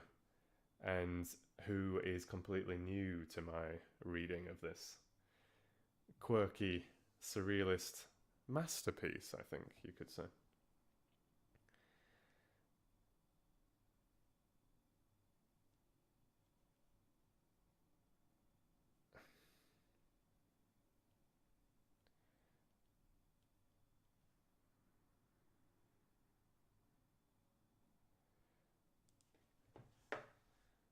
There'll be a mix of answers, I'm sure.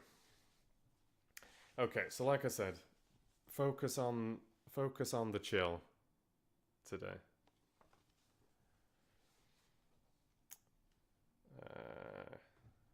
Okay. So it starts with a little poem.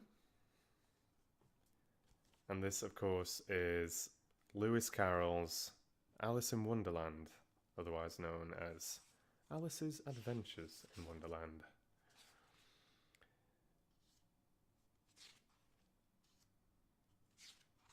And like I was saying, this is a 1949 copy of the book.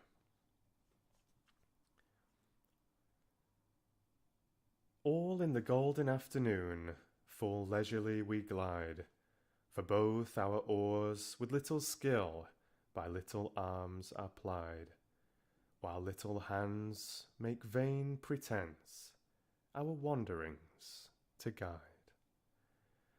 Ah, cruel three in such an hour, beneath such dreamy weather, to beg a tale of breath too weak to stir the tiniest feather. Yet what can one poor voice avail against 3 tongues together? Imperious Prima flashes forth her edict to begin it. In gentler tone Secunda hopes there will be nonsense in it, while Tertia interrupts the tale not more than once a minute. Anon to sudden silence won, in fancy they pursue the dream child moving through a land of wonder wild and new, in friendly chat with bird or beast, and half believe it true. And ever, as the story drained the wells of fancy dry, and faintly strove that wary one to put the subject by, The rest next time. It is next time, the happy voices cry. Thus grew the tale of Wonderland, thus slowly, one by one, its quaint events were hammered out, and now the tale is done. And home we steer, a merry crew, beneath the setting sun. Alice, a childish story take, and with a gentle hand lay it where childhood's dreams are twined in memory's mystic band. Like pilgrims' wreath of flowers plucked in a far-off land. Chapter 1. Down the Rabbit Hole. Alice was beginning to get very tired of sitting by her sister on the bank and of having nothing to do. Once or twice she had peeped into the book her sister was reading, but it had no pictures or conversations in it. And what is the use of a book, thought Alice, without pictures or conversations? So she was considering in her own mind, as well as she could, for the hot day made her feel very sleepy and stupid, whether the pleasure of making a daisy chain would be worth the trouble of getting up and picking the daisies, when suddenly a white rabbit with pink eyes ran close by her. There was nothing so very remarkable in that, nor did Alice think it so very much out of the way to hear the rabbit say to itself, "Oh dear, I shall be too late." When she thought it over afterwards, it occurred to her that she ought to have wondered at this, but at the time it all seemed quite natural. But when the rabbit actually took a watch out of its waistcoat pocket and looked at it, and then hurried on,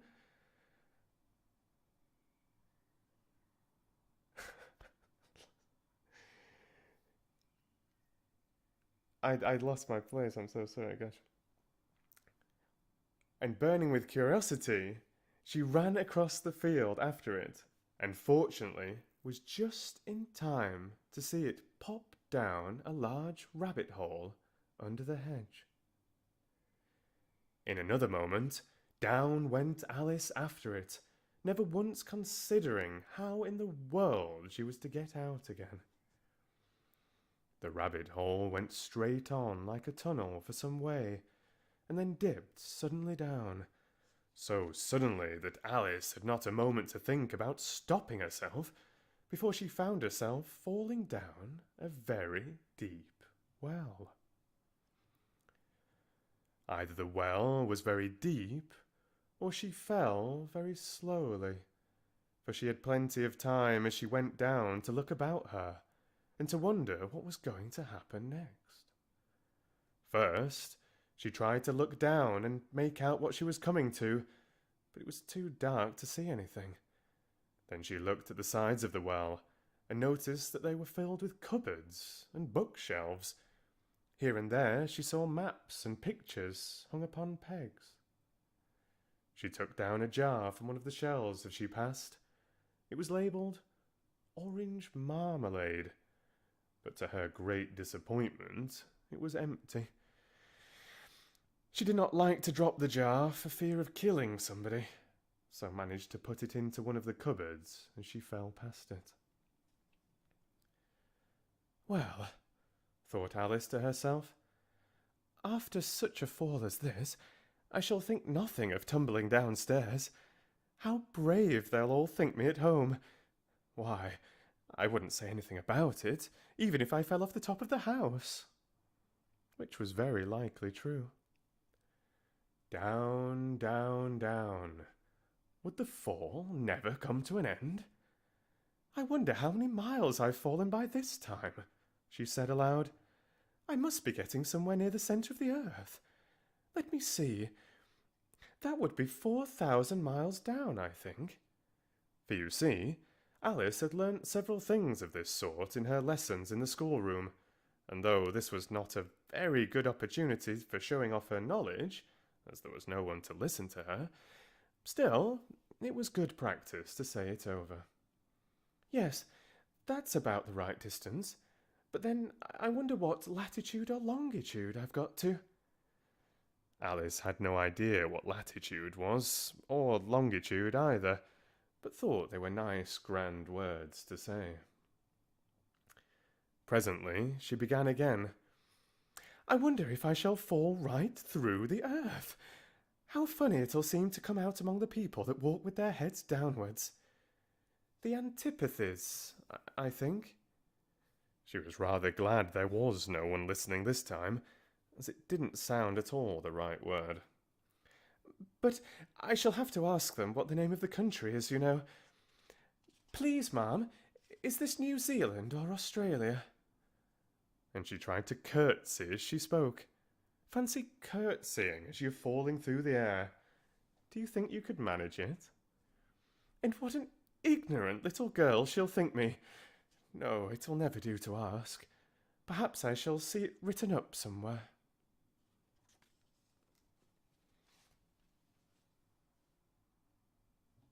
Here's the little white rabbit.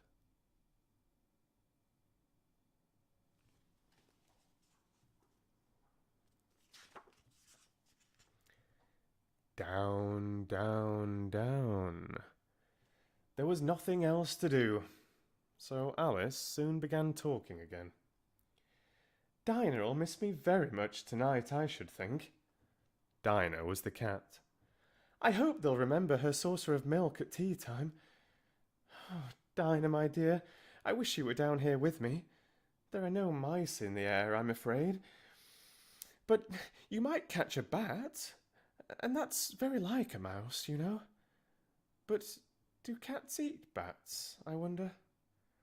And here Alice began to get rather sleepy, and went on saying to herself, in a dreamy sort of way, "Do cats eat bats? Do cats eat bats? And sometimes, do bats eat cats?" For you see, as she couldn't answer either question, it didn't much matter which way she put it. She felt that she was dozing off, and had just begun to dream that she was walking hand in hand with Dinah, and saying to her very earnestly, "Now, Dinah, tell me the truth. Did you ever eat a bat?" When suddenly, thump, thump, down she came upon a heap of dry leaves, and the fall was over.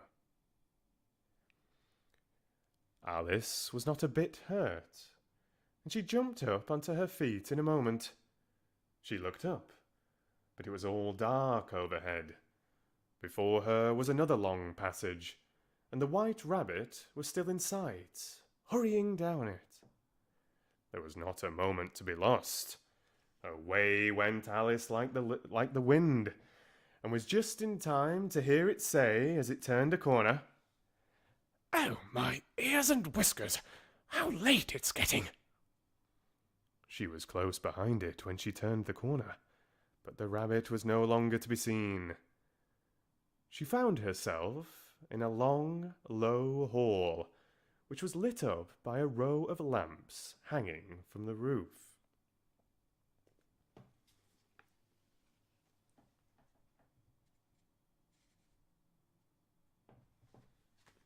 That was the white rabbit popping down the hall. There were doors all round the hall, but they were all locked, and when Alice had been all the way down one side and up the other, trying every door, she walked sadly down the middle, wondering how she was ever to get out again. Suddenly she came upon a little three-legged table, all made of solid glass. There was nothing on it except a tiny golden key, and Alice's first thought was that it might belong to one of the doors of the hall. But alas, either the locks were too large or the key was too small, but at any rate it would not open any of them. However, The second time round, she came upon a low curtain she had not noticed before, and behind it was a little door about 15 inches high. She tried the little golden key in the lock, and to her great delight, it fitted. Alice opened the door and found that it led into a small passage, not much larger than a rat hole. She knelt down and looked along the passage into the loveliest garden you ever saw. How she longed to get out of that dark hall and wander about among those beds of bright flowers and those cool fountains. But she could not even get her head through the doorway. And even if my head would go through, thought poor Alice, it would be of very little use without my shoulders. Oh, how I wish I could shut up like a telescope. I think I could if I only knew how to begin. For you see, so many out-of-the-way things had happened lately that Alice began to think that very few she might find another key on it, or at any rate a book of rules for shutting people up like telescopes. This time she found a little bottle on it, which was certainly not here before, said Alice. And round its neck was a paper label with the words, "Drink me," beautifully printed on it in large letters. It was all very well to say, "Drink me," but the wise little Alice was not going to do that in a hurry. "No, I'll look first," she said, "and see whether it's marked poison or not." For she had read several little nice histories about children who had got burnt and eaten up by wild beasts and many other unpleasant things, all because they would not remember the simple rules their friends had taught them. Such as that a red-hot poker will burn you if you hold it too long, and that if you cut your finger very deeply with a knife, it usually bleeds. And she had never forgotten that if you drink much from a bottle marked poison, it is almost certain to disagree with you sooner or later. However, this bottle was not marked poison, so Alice ventured to taste it, and finding it very nice, it had, in fact, a sort of mixed flavour of cherry tart, custard, pineapple, roast turkey, toffee, and hot buttered toast. She very soon finished it off.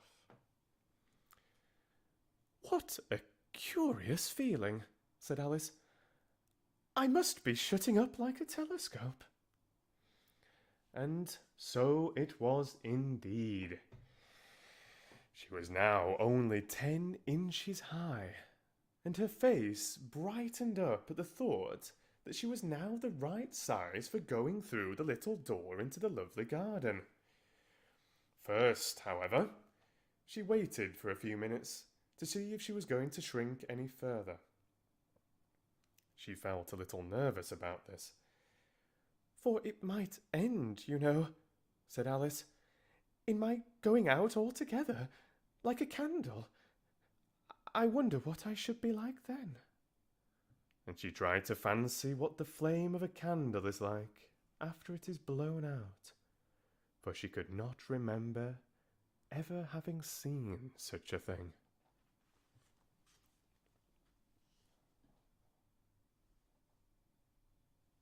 The Drink Me bottle.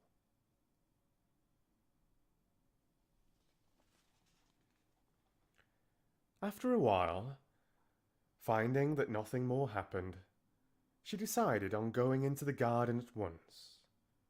But, alas for poor Alice, when she got to the door, she found she had forgotten the little golden key, and when she went back to the table for it, she found she could not possibly reach it. She could see it quite plainly through the glass, and she tried her best to climb up one of the table legs, but it was too slippery, and when she had tired herself out with trying, the poor little thing sat down and cried. "Come, there's no use in crying like that," said Alice to herself rather sharply. "I advise you to leave off this minute." She generally gave herself very good advice, though she very seldom followed it. And sometimes she scolded herself so severely as to bring tears into her own eyes. And once she remembered trying to box her own ears for having cheated herself in a game of croquet she played against herself.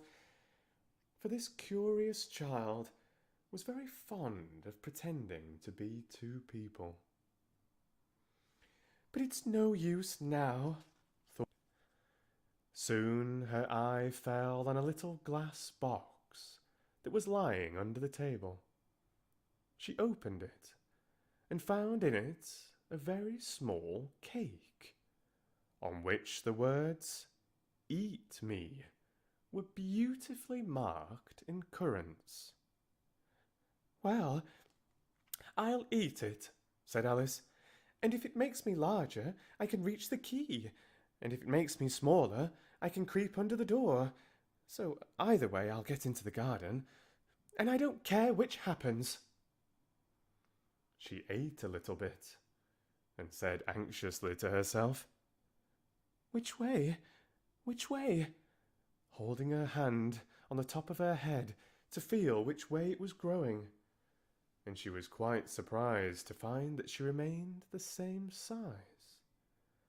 To be sure, this generally happens when one eats cake, but Alice had got so much into the way of expecting nothing but out of the way things to happen, that it seemed quite dull and stupid for life to go on in the common way. So she set to work and very soon finished off the cake.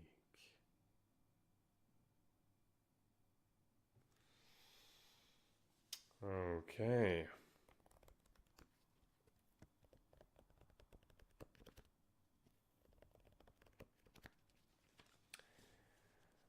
What did we think of that? What did we think of the live reading?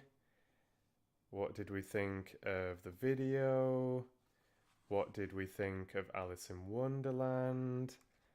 What did we think of the more relaxing style? Do let me know. Cheers, Samantha. Thanks very much, Laura. I guess you enjoyed it.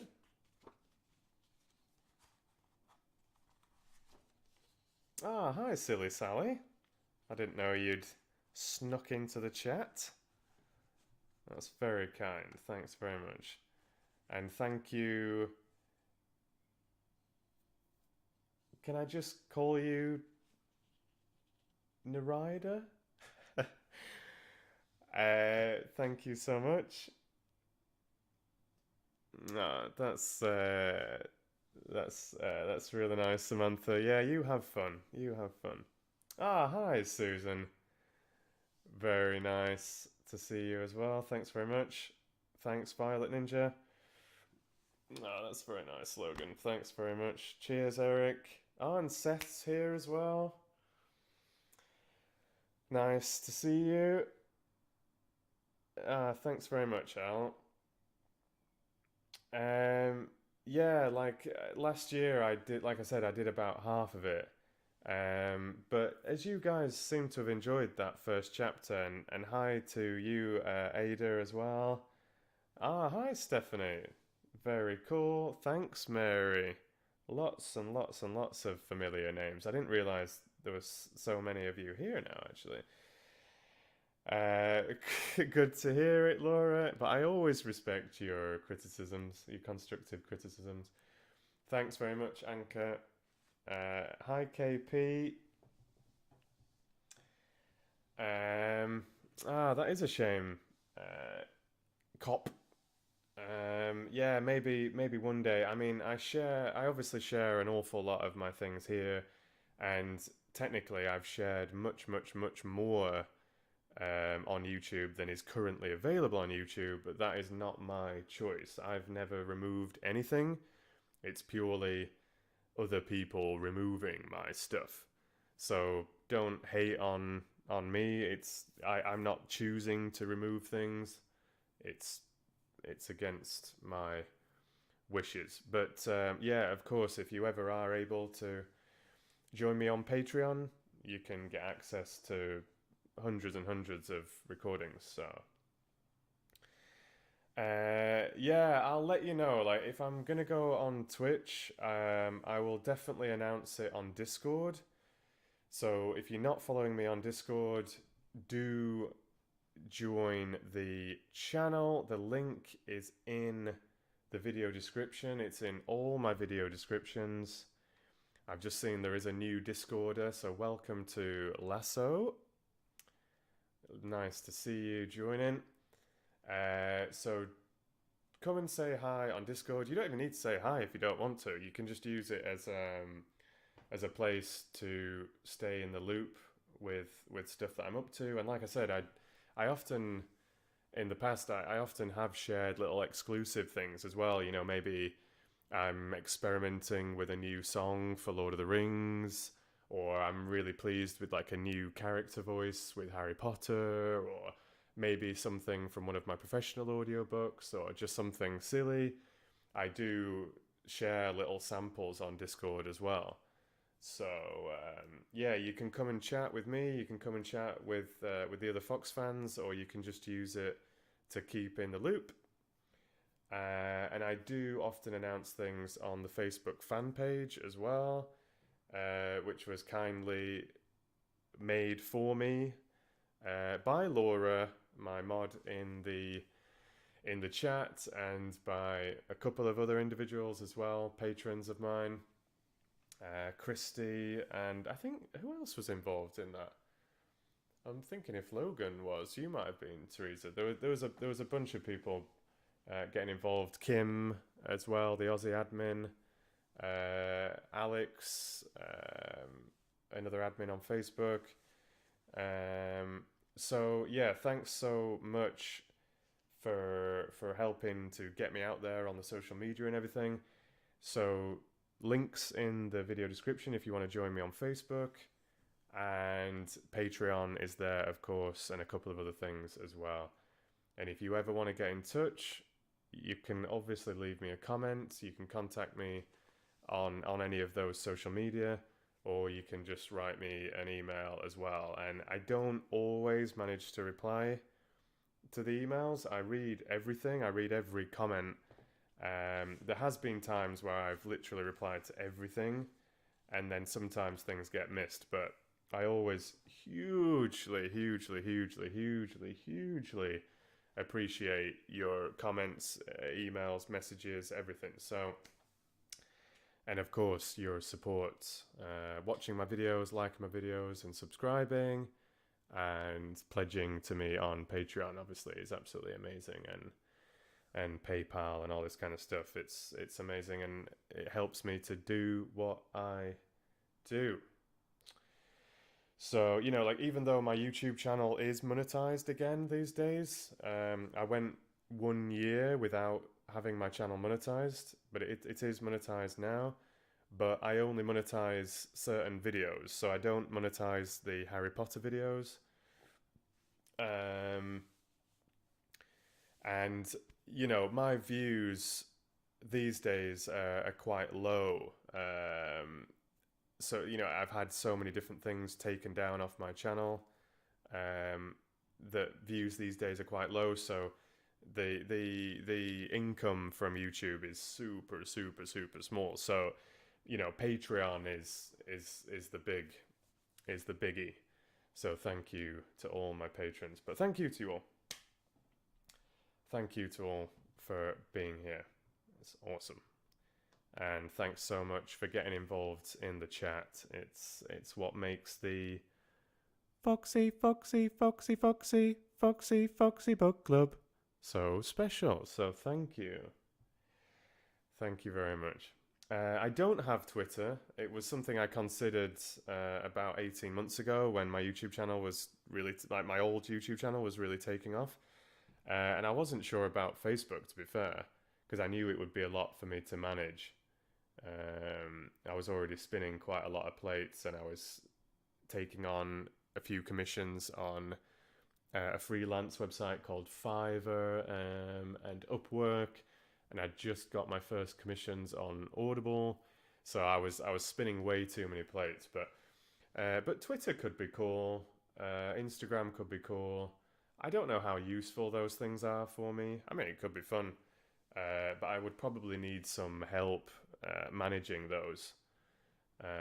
So if you're interested in helping any of the behind the scenes stuff, whether on Discord, Facebook, or other things, maybe some stuff that I've not even considered, like just send me a message, send me an email, whatever, and we can discuss those things. I really, really, really, really appreciate it. And just a quick shout out as well to the two graphic designers that provided the merchandise that's on Redbubble and my little logos and stuff that I use everywhere. So thank you so much to Lana and Larina. Their information is on my Redbubble account. The link is in the video description.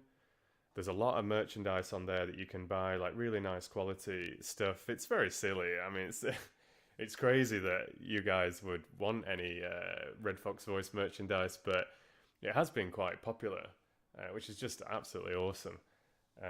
Mama Fox, my mum, has got a couple of things. It's quite cool. So yeah, if you want any more information on Larina, who designed the foxes and the Red Fox Voice written logo with the little ears and the audio wave,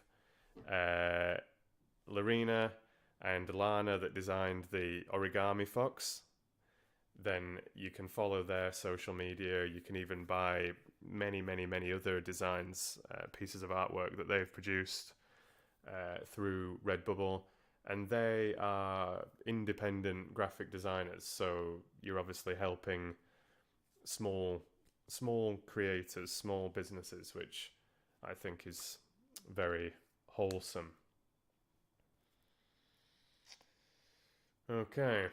Oh yeah, I made some kind of ringtones. I shared those on Discord, and I also shared them on Patreon with Ron and Vernon Weasley.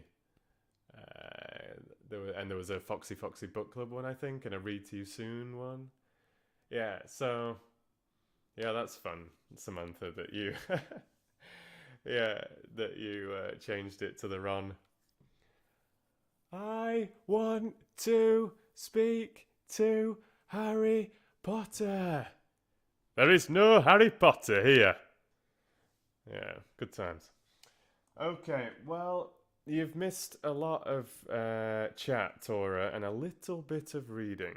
I've read the first chapter from my vintage 1949 copy of Alice in Wonderland, and it seemed to go down well, so I feel like I should continue that. Like, I know I've read a few of these chapters before, like I've said, but I think that worked well. I think it was nice starting it again in a slightly different style, taking it a little bit more seriously, a little bit more calm, and with these beautiful illustrations and the real kind of like raw reading experience. So,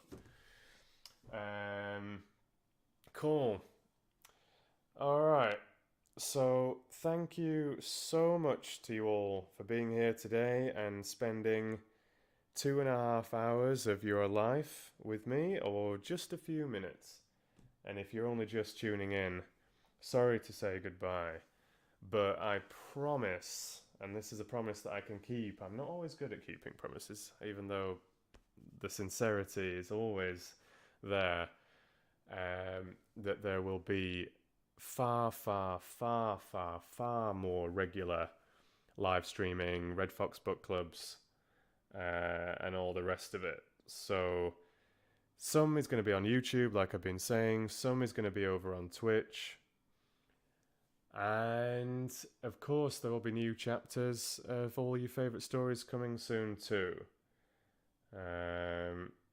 So it's been a difficult time for me recently, but it's absolutely wonderful to connect back here with you, and I've really, really, really enjoyed having the video element as well. So hopefully you've enjoyed it too. Please do remember the thumbs up. And even if you've commented in the chat, which I appreciate massively, if you have a couple of seconds to leave a little comment on the saved video of this stream that will be on my channel, then do leave me a comment as well. It's lovely for me, and it's also just nice to encourage other people to leave me feedback and mingle a little bit, and comments and thumbs up and view time and all those kind of things. You know, they help the exposure of the channel. So if you like what I do, I guess you want me to do well. So there you go. All right. Oh yeah, Samantha with the ringtones. If you've got any more ideas for ringtones, let me know. Let me know. All right. Thanks so much, Fox fans, whether you're new to my channel or whether you're a veteran of nearly 2 years. Absolute pleasure to have you here. Okay, so this stream will be saved on my channel. You can rewind and listen to all the chat or whatever, and I will leave a timestamp for the little bit of reading from Alice in Wonderland as well. So you can always just skip to the reading if you want to see how the reading went down with the video and everything.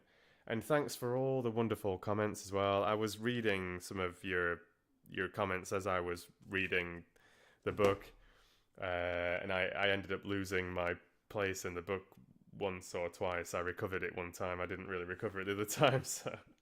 but thanks ever so much. Take care wherever you are. Stay foxy. And of course, you know where I am. Read to you soon.